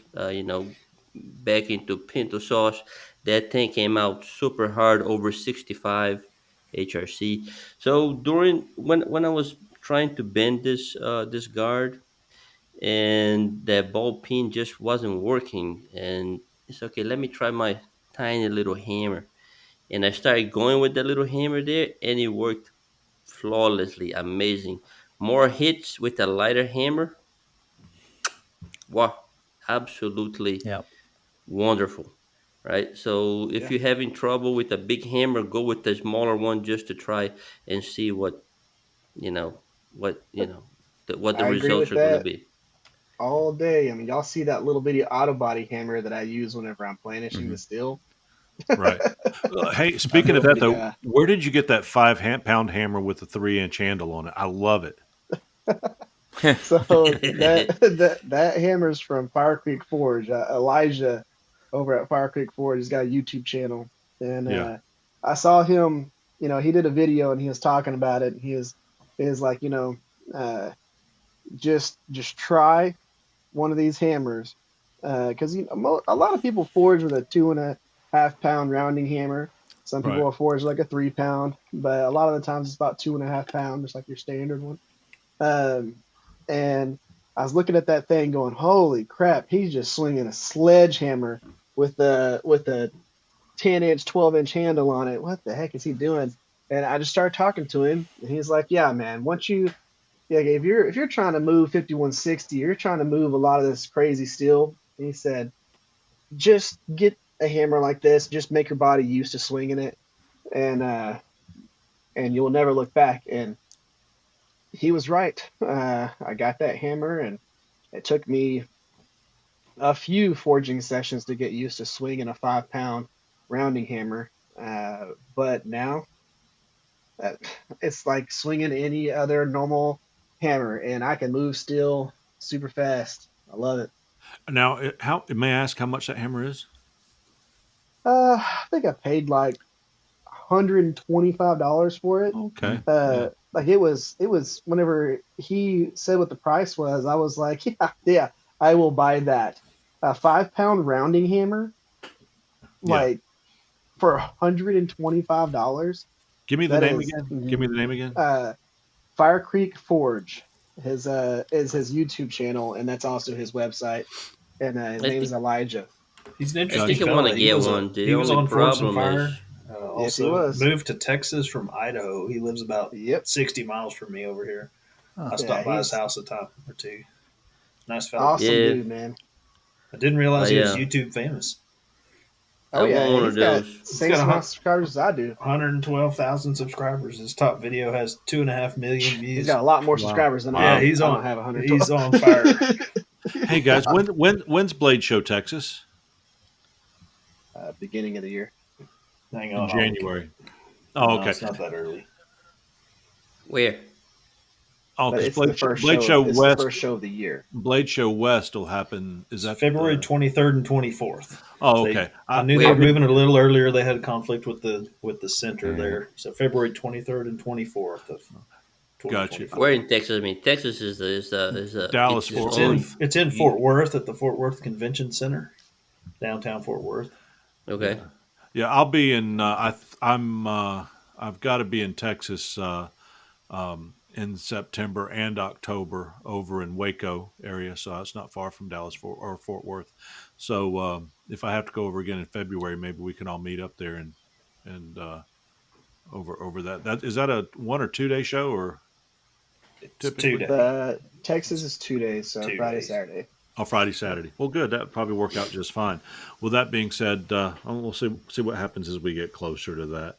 Um, those are great tips, and I know the source of other great tips, and comes from a guy by the name of what's his name again? Mr. Jason Fry. Fry. Mr. Fry. Who is that guy? Jason Fry here with a tip from my book, Knife Making Hacks. This is tip number 294 and 298 kind of combined together. I'll read it to you.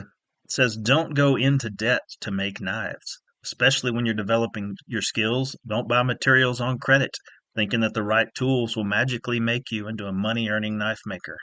You'll have a hard time getting out of the hole if you start out knife making like that. Complement is number 298. Only go into debt for knife making equipment that will pay for itself, either in increased speed, increased efficiency, increased production, increased quality. Some tools make you money, while others cost you money with little payback. Don't borrow for the ones that don't pay you back. We've all made good decisions and bad decisions when it comes to our finances. I bought a boat one time because I love to fish and it was great, but I bought it on credit and I paid it off over time. And Dave Ramsey would say that's a bad idea. For I had a great time doing that, by the way. So I guess what I'm saying is there's tons of variability in how you handle debt. But the essence of this tip is that knife making will start as a hobby, most likely before it becomes a business. And so if you're willing to borrow money for your hobby, I've done that. It's cool. Go for it. But if you're trying to make it a business, don't start in the hole. Okay. Don't borrow money to buy the biggest, fanciest thing and pay it off over time with your knives because that's a hard road. So I guess that's my tip for today. Manage your money wisely. I've always been passionate that knife making should add to the knife maker's life, not take away. Most of us have enough debt in our lives already without adding knife making debt on top of that. So work hard, save up money, buy the best tool you can afford, and then go from there. That's my tip for today from Knife Making Hacks, available on my website, frycustomknives.com. Yeah. I can say my wife has never allowed me to borrow too much money. As a matter of fact, when we got married, I had $900 in debt. She made us pay that off right away.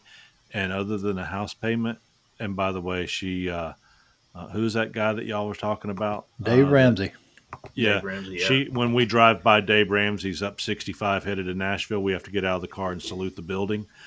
His headquarters is there because man, she's living the dream. So I've been very fortunate that we've always lived within our means, and if I stuck my neck out, she jerked it back in real quick. So, but you're exactly what you're saying, because I did do that as a younger person, and you want to watch it because there's no sense and nothing more foreboding than trying to dig yourself out of a hole, especially as a new maker or something like that.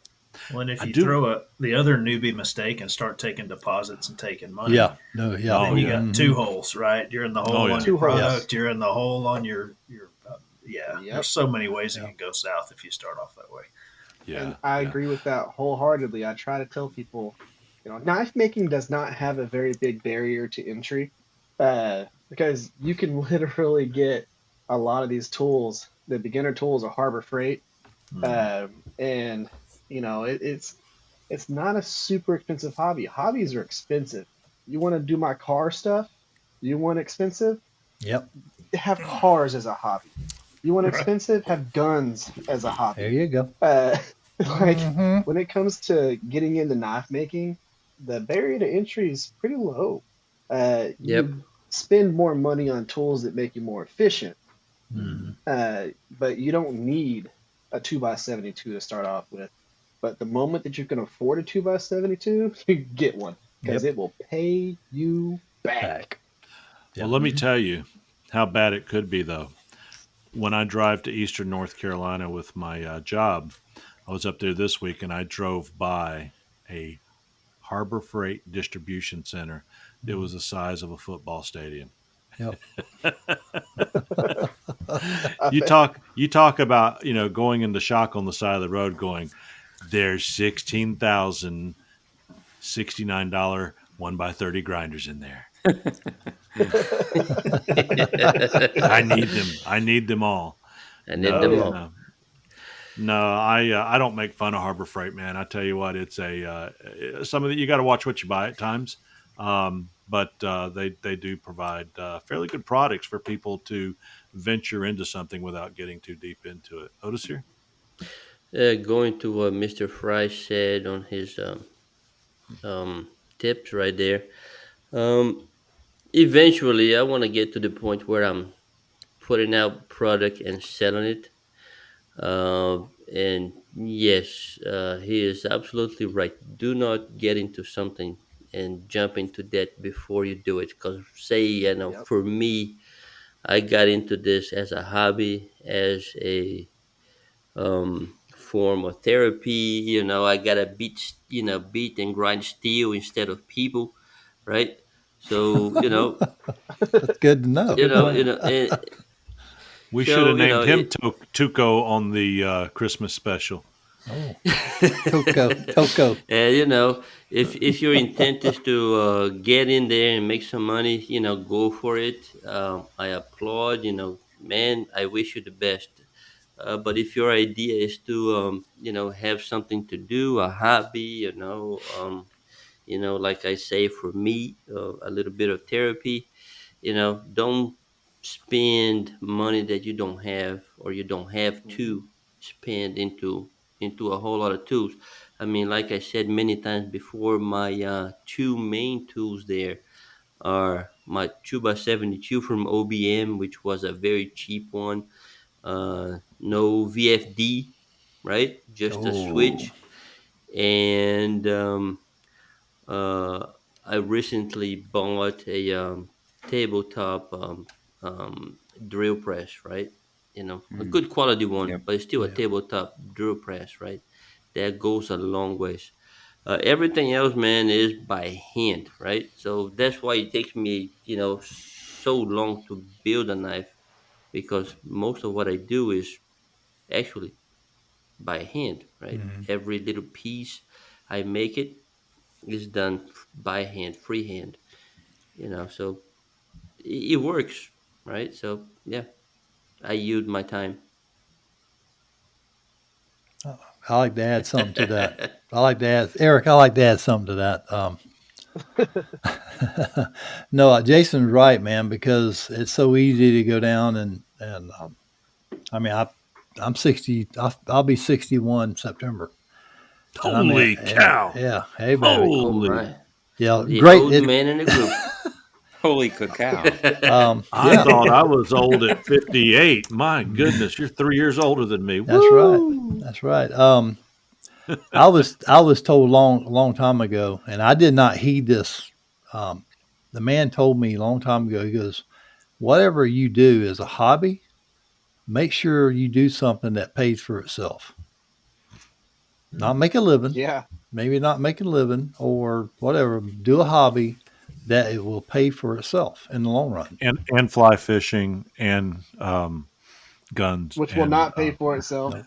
Nope, will no. not. You have to make a hobby that Yeah. pays for those other things as well. Exactly. Oh yeah, yeah, yeah, I yeah. mean, I was, living down here in Florida, in Central Florida, around Lakeland area. I lived in Lakeland. I mean, I fished all the time, bass fishing. When I put down the rod, I picked up the gun, you know, my Yeah, rifle, you my you were shotgun. weren't you on the professional manatee fishing league as well? No, I was It not. I was didn't make that. kill No, No. kill not them and cacao, but sea cows. Sea Okay. kill cow, them sea and cow. kill them and grill them, kill them and grill them. Yeah, But yeah. no, I just saying that, if you're going to do a hobby, make sure you do something that pays for itself. And knife making, you don't need all the equipment. Um, like you can do a 1x30 start out.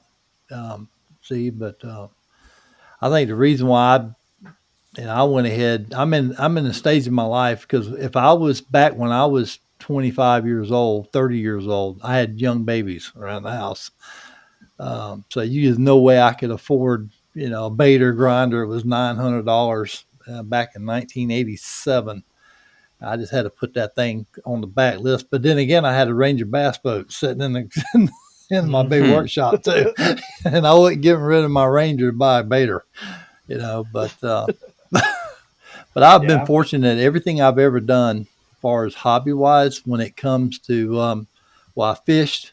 I fished tournaments. That didn't make you no money because if you ever fish tournaments, you spend 3 times that to go fishing.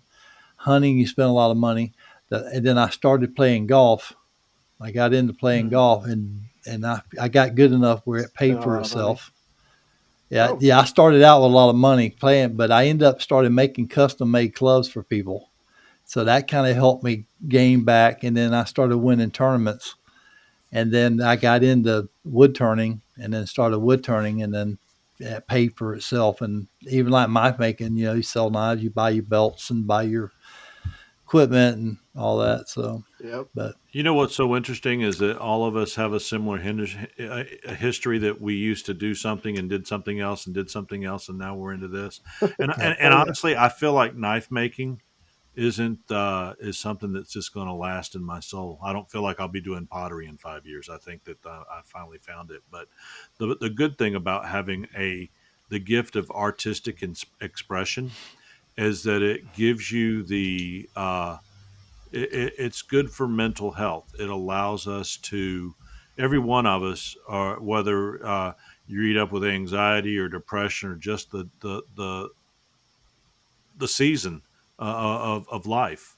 It's a great avenue, and it just drains your soul of everything negative. So I really subscribe to art in general, but knife making is certainly that for me. Jason Fry. I'll throw in a little bit of something about that for a couple of reasons. You're an One, expert. well, I'm a mental health professional in my day job, for one. Yeah. But for two, I have ups and downs Oh, I just need like to talk to everybody you some else. of the, All one of right, these all right, days. cool. Yeah. I was going to say, I have my ups and downs just like everybody else. And so, even when you're healthy about your hobbies and they add to your life, don't be afraid to ask for help if you find yourself in a spot mental health wise. Okay. I mean, this isn't a podcast about that, but but it's true. don't get yourself But in a it's very hole true. mental Yeah. health wise. Reach out, reach out. There's folks like me and even more qualified folks all over the country that are just waiting to help somebody. So don't suffer alone. By all means, Absolutely. by all means. And I, as someone who's suffered from anxiety over the years, certainly understand that completely because things like that can totally I'm eat you one. up. Yeah, Yeah. when the same thing is eating your mind and you're just going in circles over. What if? What if? What if? Number one, find a good avenue, get out of your mind. And number two, find good counseling or a professional or someone that can assist you, whether it's Christian counseling or more medical counseling or whatever that avenue is. But there's always a path, and that's a great message, Jason. That don't suffer alone by all means. Yep. I Hey, agree. I've got some news for you. Something I want to bring up as we approach the 2 hour mark, guys. We've had some news here lately, and had a great show out there. And I don't want to get in. This is not a bashing time by any means. Let's not go there. Just want to be No, polite. let's bash. Let's bash. Come on. No. Gosh. La- Great concept, great show. Last Blade Standing.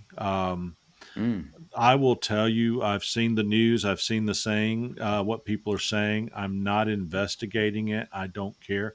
The first thing I'd like to say is that while Last Blade Standing was in the advertisements on our show, and the person that led Last Blade Standing was on one of our shows, I want to reiterate to everybody that all of our sponsorships are free. And the reason for that is number one, it has to be products or services that we believe in. And we believe that it adds value to not only us, but to the community to put these people out there in front of you. So, the resources and services that you can get for materials and so on. With that being said, it's more of a community. This podcast is paid for out of my wallet, and it's paid for in time and equipment purchases and such for all of the hosts are on here. So we are not purchased in any way on our decisions. As a matter of fact, if we decide that there is some bad news around one of our equipment suppliers or makers, we can move away from that quickly because there's no contractual agreements. If we mention somebody on this show, you're going to know that we believe in them because we're not purchased. Regarding Last Blade Sanding, it was a non-purchased ad. We were promoting something that we felt very strongly about. They were offering help for veterans. They were offering help for children with cancer. They were putting on a nationwide competition for makers to go out and make some of the most beautiful blades with uh, people associated with the knife industry doing the judging and such. It seemed like such a perfect program. Unfortunately, some bad news aired over that show, and I don't want to comment on it publicly due to the fact that I think that everybody deserves their day to explain themselves, whether it's in court or amongst their peers. I also believe in forgiveness. Of anything that's bad because without forgiveness, we cannot move forward and past that. The people that are involved, if anything was done wrong, that's up to them to seek their own forgiveness from others. But I will not bash them because while I say forgiveness, it doesn't mean you have to forget and be rolled over twice. So, with that, we've moved away from any endorsements of that particular show. But if it resurfaces, if it's proven what the rumors are that they're saying, whether I'm saying rumors because I haven't investigated it, so please don't send me a ton of emails. Just know that we will support all things that are good. So if you're the next great producer of a great show or event, or whether it be a knife show or a competition, please get in touch with us. And if we believe in it, we'll post it and we will talk about it. So what we did was supporting a great venture that turned out to have some skeletons in the closet, or possibly have some in there. So with that being said, I'll give you guys the last word on that, and we will move forward and wish the people that were associated with that show the best in their healing and whatever takes place. I mean, I don't want to pry too much, but do we have any idea as to what happened? I mean, I've seen some comments online, just briefly, and do we know anything? I mean, I think all we can really say there is that you can do a search for Last Blade Standing online, and you'll be able to find the comments that are listed there, and some of the things that people are saying that was done, and that's probably the best way for people to pursue that. Would be my Yeah, opinion. it would be because a lot of this stuff is going to be just everybody's saying everything about everything until they Mhm. actually fully come out about it and really say what happened. It's a whole lot of just assuming what happened. But Yeah. it is definitely one of those things, like you said. The cool thing about this podcast is that we do offer the free spots for the vendors that we do, and that no one is paying for this other than the stuff that we contribute to the actual podcast. So, whenever we do say something about a brand, it's because we believe in it, we trust it, and we think it's good. And, but also, like you said, if something does come out, we're going to be honest with you and tell you, you know, how we kind of feel about it, and that we are separating from that because that's what we believe in, and we're going to make sure that we're, you know, being partners with companies that are good for the knife making community, and you know produce stuff that we believe in and that take care of us. This is a tight knit community. Knife makers back a lot of knife makers, and a lot of us knife makers really, really, really support the makers within our community who make our tools, who make things that make it easier on us, who make educational things for us. We support them because that's a lot of time that they invest into this community to help the community, and we want to make sure that that they're getting that back out of it, which is really nice. Mm-hmm. I've always liked that. Yeah. Yep. And I will say that knife makers out there, we're just knife makers as well. Many of you are better makers than we are. Some of you are learning and listening and learning from us. And the best thing that we can do as a community is just move on, and that's just part of the past. Don mentioned being a past bass fisherman.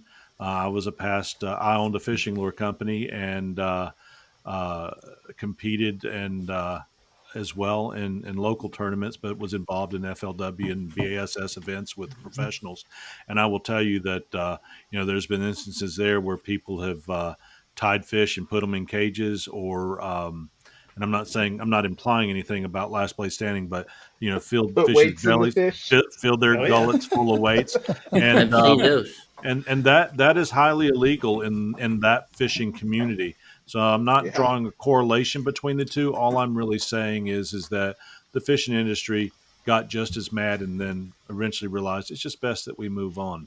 So we wish those with LBS the best and whatever they're doing and their opportunity to prove themselves, because it takes so long to build a reputation and a brand, and it is so quick to lose it. And if you lose it, you'll never fully get it back. So if they are innocent in this, I hope they're able to show it quickly and move on.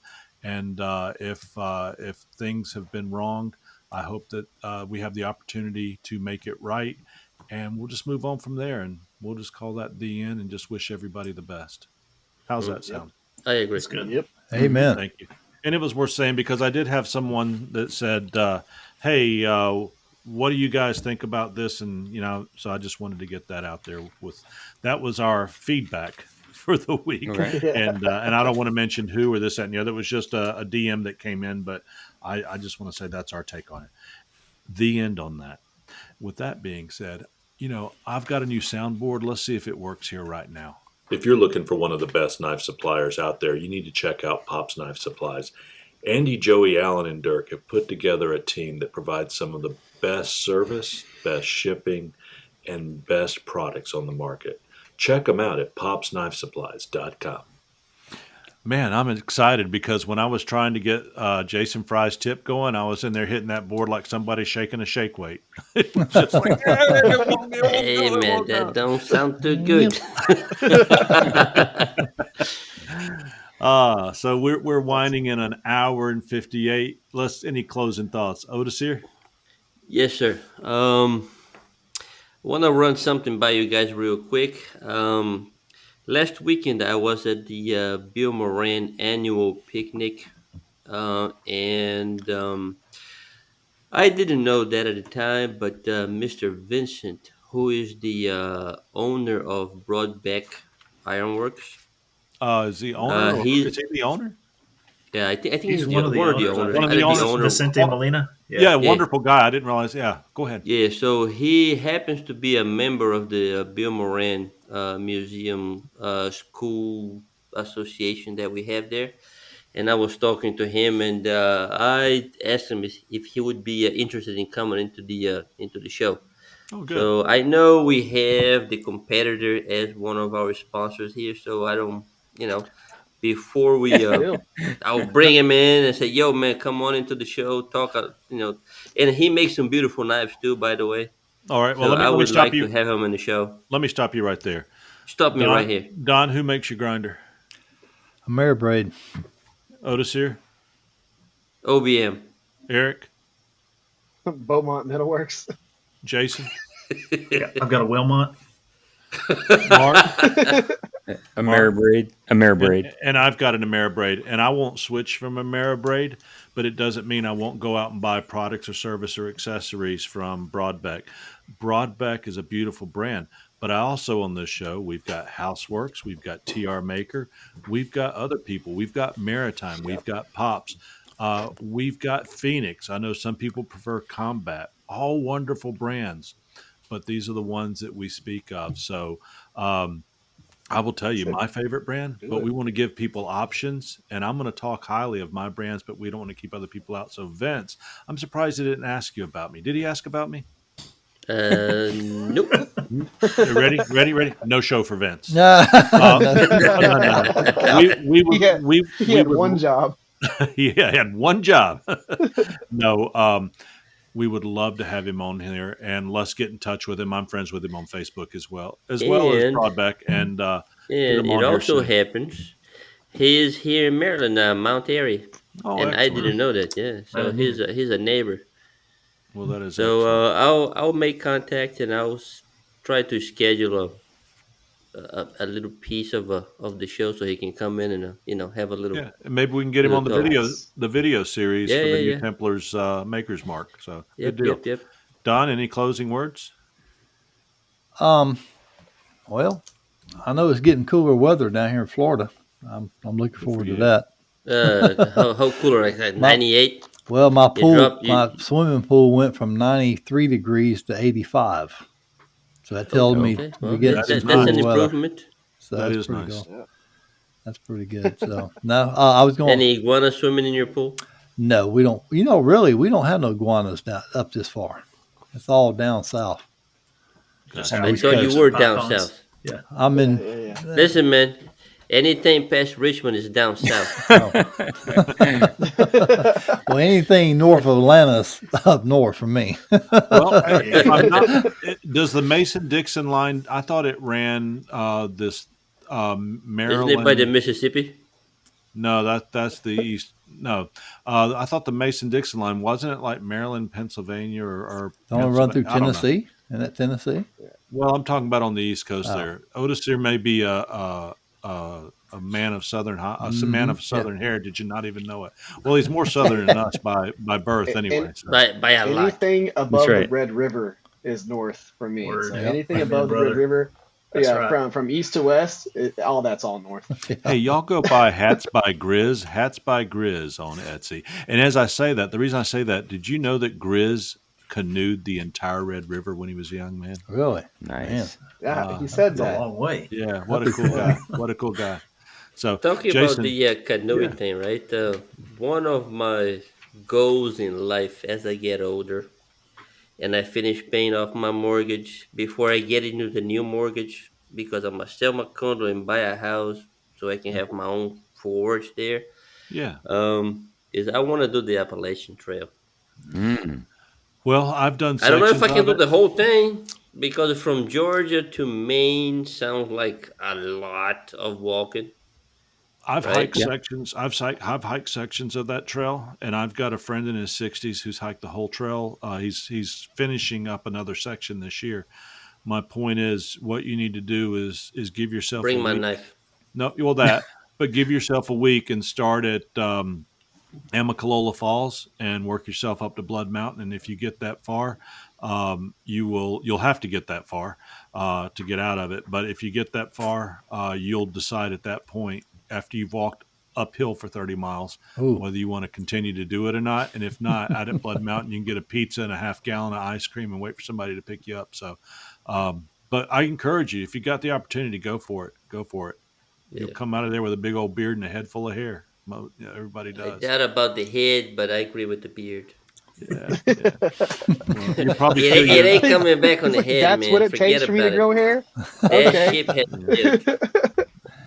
Oh, shoot. Jason, any closing thoughts? Yeah, this is way out of left field, but some of y'all may know Karis Fisher, 19-year-old young lady. She is my neighbor at Blade Show in Atlanta. Their table's right by mine.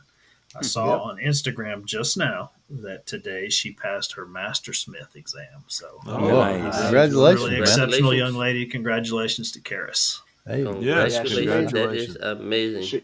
She won some stuff At with that 19, last one, right? wow. Yeah, Didn't yeah, she win? Didn't she 19 you win say, like right? I think some she of the had awards? best hunter or something. Yeah, her dad's a mastersmith as well. He is one of the most precise knife makers. Him and Quisenberry and a few others. That everything is to the micron with the right jig, to the right measurement, to the. Oh yeah. So she comes from good lineage, and they're good folks too. when you went to get something to eat or do that show or do the class, and I would put my knife out on your table to see if I could sell it. Now I know why it didn't sell, because they were next door. People Because I was in too nice of a neighborhood to even sell my own. Yeah, the only thing that people were talking about was the fact that that knife was mustard etched. Oh, her knife. Because she had they had the mustard etched knife. Eric McWright had one that was mustard etched right by me too. Yeah. Yep. Yeah, and I think that was the only thing that we were like, what? But no, that thing turned out, those knives looked fantastic. Yep. VMAX, any closing thoughts? No, I'm well, besides for the trip I'm doing out to San Diego, it's been a long time since I've been in the shop, so I can't wait to get back from this trip, and I still have those set of 4 that I've been working on that I wanted to do 4 in a row, and just they're sitting there on the table. So I have them all. I did my nice file work, and so I need to just get the bevels done and get them heat treated. So when's San Diego? I'm leaving tomorrow. I got to be at the airport at like 4:50 or something tomorrow, and then I get back on Wednesday. And where are you staying? Do you know where you're staying? Like the Gaslight District or something like that. I don't know. There's some hotel like the Hilton or something. Okay. I'm trusting my secretary. She said that she set us up someplace good. Oh, this is business. When I used to go there on business, we used to stay there right at the airport, out where the across the bay, and I always stayed at a place called Humphrey's Half Moon. Wonderful, wonderful place. They used to put me in the. Don't leave Britney anything in Spears your car. Don't leave anything in your car. Yeah. Okay. Okay. No, I won't have a car. Eric or something. He's got his name as Eric or something tonight. Oh yeah. I'd say the thing for me is still excited about making this next build, and Otis Series was 11-inch blade. I'm doing a 15-inch. Watch out, blade. Oh yeah, and it's going to be an hold aggressive up. looking.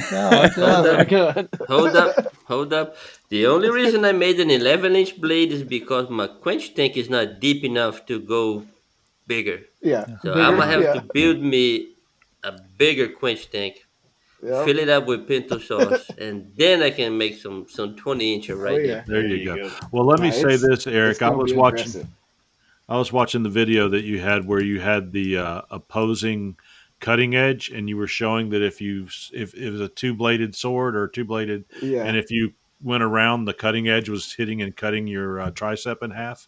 I think that you said that you had to change that design a little bit. Yes, I did. That was pretty cool. What are you going to finish that thing regardless, or are you going to cut it in half, make 2 knives, or what? Yeah, I was going to do a double-bladed naginata, and but then I was like, you know what? I'm making two swords, and I'm going to make them, same profile, all that stuff. But the way that they're going to look is going to be really, really, really, really cool. And both of them are going to have slightly longer handles that I'm going to do an Edo wrap on. But my take on a Edo wrap and a couple of other things with it. But they're going to be really cool. So whenever I was originally making those, I wanted to kind of make it to where I could take that and separate it into 2, because I really want to use both of them. Cutting through a bunch of stuff with a double-bladed naginata is basically a staff with a 2-foot blade on either end of it.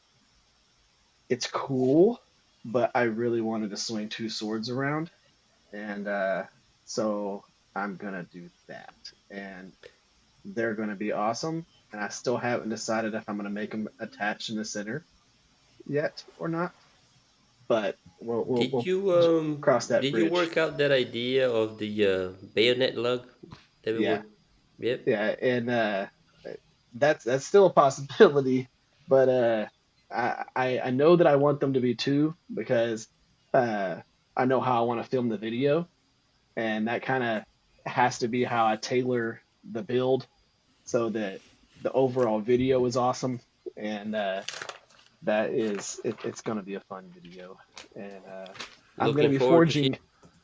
Yeah, I'll be forging those and the 15-inch kukri, uh, all within like 2 weeks. Deal. Good deal. I'm gonna put my body through a lot because the swords are both over 3 feet long, and Blade Wow. blade length 3 feet, or just the now the the overall blade length. links will be uh, from what I remember measuring, the blade links will be like 28 inches, so it'll be shy of it'll be shy of 3 feet blade length, but the overall length is going to be huge. But the blade length is 28, Okay. Deal. and I think it's going to work out just fine because they're both going to have about uh, 12-inch long handles too, and that's going to be overall length. It's going to be pretty large. But I'll be forging all that. That's going to be forged bevels, forged full profile, forged everything. Wow.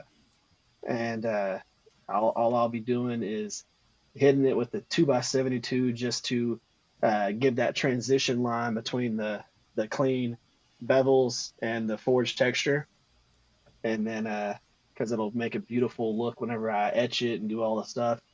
But it's gonna be a lot of forging, and I'm excited about it. And we're excited for you, and also your new endeavors with your live broadcasting, guys. Season 39. I haven't come up with a name for this one yet, but I will tell you that Season Mark, 39. Season 39. Season episode 39. 39, season 4. There you Excuse me. There you go. Sorry, Don, I'm acting my age. Mark, I'll be on the other side of the continent. I will be in North Carolina next week, up in the mountains area. So I'm taking fly rods. So when I'm in the evenings, I will get out of there and head to the Mitchell River and hang out in the river. So if I'm not back in 2 weeks, I filled up my waders accidentally and went Uh-oh. floating down the river. Watch out. And hopefully they find me before Christmas.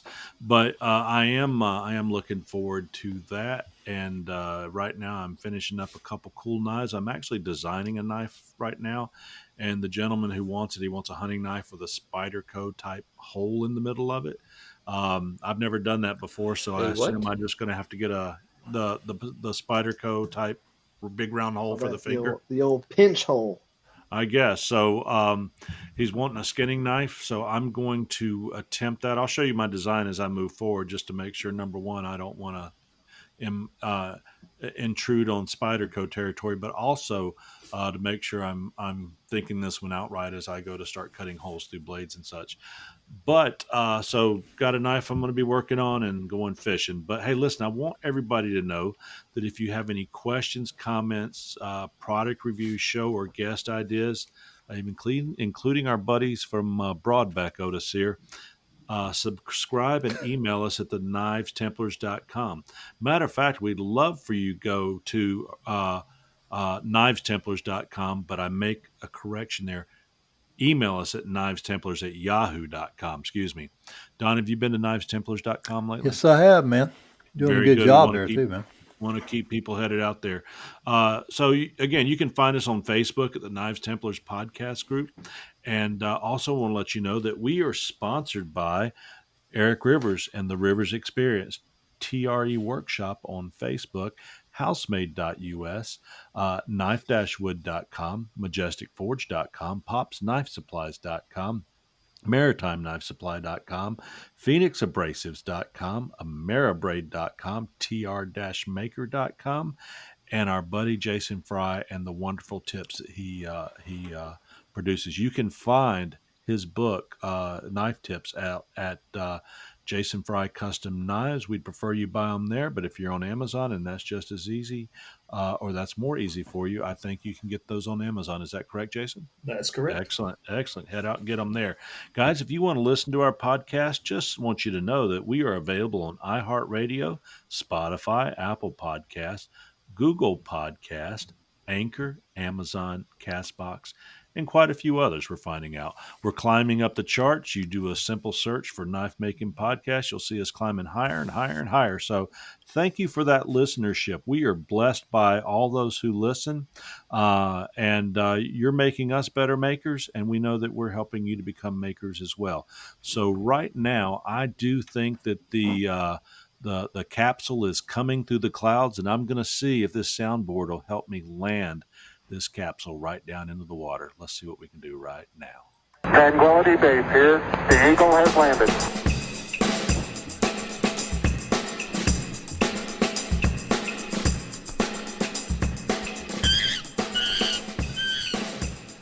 And the monkey's out of the ship. Woo! I tell you what, that I was having trouble hitting that whole soundboard tonight, but we got there. So, guys. Yes, sir. You all going to have a good night? Oh, yeah. Oh, yeah. Oh, I will. Hope so. All right. Well, I know we're all going to have to jump off here. It's been a long week for us, so not much of a post show. We will see you all in 2 weeks. And Don, you wanted to say? I wanted to ask Eric one thing. Yeah. You remember about the first live or the second live that you did? And you mentioned that you had gotten some fiberglass rods. Yep. And you said you couldn't use them. Why was that? I can't remember. Okay, so yeah, because I got some, pins. and I'm thinking, crap. I think this is what he was talking about. It looks like it's called G10 / fiberglass. Yeah. So with those, the pin material, if you accidentally get it slightly even too hot, it will continue to burn inside the pin itself, and it will literally it will sink itself into your handle, so it will, and you won't be able to polish it. I won't use them. It's just Ooh, I'm on fire. Yeah, never use them. If you're gonna like cut them off and sand them by hand, maybe. But if you got to do all that, just get black micarta or black G10 and call it done. Because I have them, and I pulled them out. And I went, oh crap! And I remembered in that live you had that, and I went, oh crap! I can't use these because I use a lot of G10. Yeah, what's up, Otis here? After I talked to Eric earlier today on WhatsApp, and then I called Chip, just then a general idea for going forward on the podcast. Let's pick let's say a topic on a knife, right? Let's say for instance a chef's knife, and then let's digest that chef's knife topic and what makes a good chef's knife. Yeah, I enjoyed talking Blade about length, the cookery blade tonight. thickness, width, and handle profile, all that stuff, right? So it would be a good idea going forward on the cast, right? We talk about one particular knife. What makes a good EDC, right? Is it a Scandi grind? Is it 4-inch blade, 1-inch blade, right? I like a 6-inch blade, for my EDC. So things like that. So Jason, what was your Forged and Fire blade called? I made a thing called a Keelong G. It's about a 6-foot long Chinese halberd, like a spear. So next show will be the Keelong G episode. That thing was awesome, by the way. Yeah, people ask me sometimes if I'm ever going to make another one. The answer is heck no, definitely not. Yeah, it's terrible. Well, let me say this: we will instant message each other over the next week or so and determine what the knife of the next one. But it's kind of like Sunday school when you're just wanting to have the flavor of the month Sunday school class. It's fine, but when somebody says, "Why don't we just read what's in the Bible?" it makes it so much more interesting and fun. Mm-hmm. And so I think just getting back to let's just talk about the knives and making them make it so much more interesting and fun. Yep. Yes, sir. Do a camp knife. Yeah, that's not a bad idea. Not a bad idea. That's what a lot of people start off with, because a camp knife is like is it an EDC? Can you cook with it? Can you cut a tree with it? Do you baton it? Whittle with it. Yeah. Well, let's talk about that. We sure will. Don? I was just going to say, man, that like Eric doing his lives, he talks a lot about that, about ergonomics of You know, you're talking about the handle material, what you put on a handle material as far as if you're doing a camp knife. I wouldn't put a nice burl handle on a chopping knife. It just wouldn't. Uh, I don't know if it'd hold up or not. You know what I mean? If you're trying to make it pretty, yeah, cool. But if not, use micarta G10, something like that. Something durable. Hey, Mammoth tooth, something durable. Yeah. Mammoth tooth. Hey, $700 handle. Let's expand on maybe knife making that on an episode as well about setting up a shop and that progression and getting into things in some more detail to help some of the newer makers. Good ideas. So with all that being said, guys, we are now going to say happy trails, and Don, lead us off. Happy trails to you. Y'all have a great week. Until we meet again. Good night, guys. Oh, yeah. All right. Good night, everybody. Good night, Good night, guys. Have a great Brought week. to you by Porkhouse Productions. And the piggy says, Oinky, oinky, oinky. Good night, guys. I like the piggy from Deliverance. I bet you do.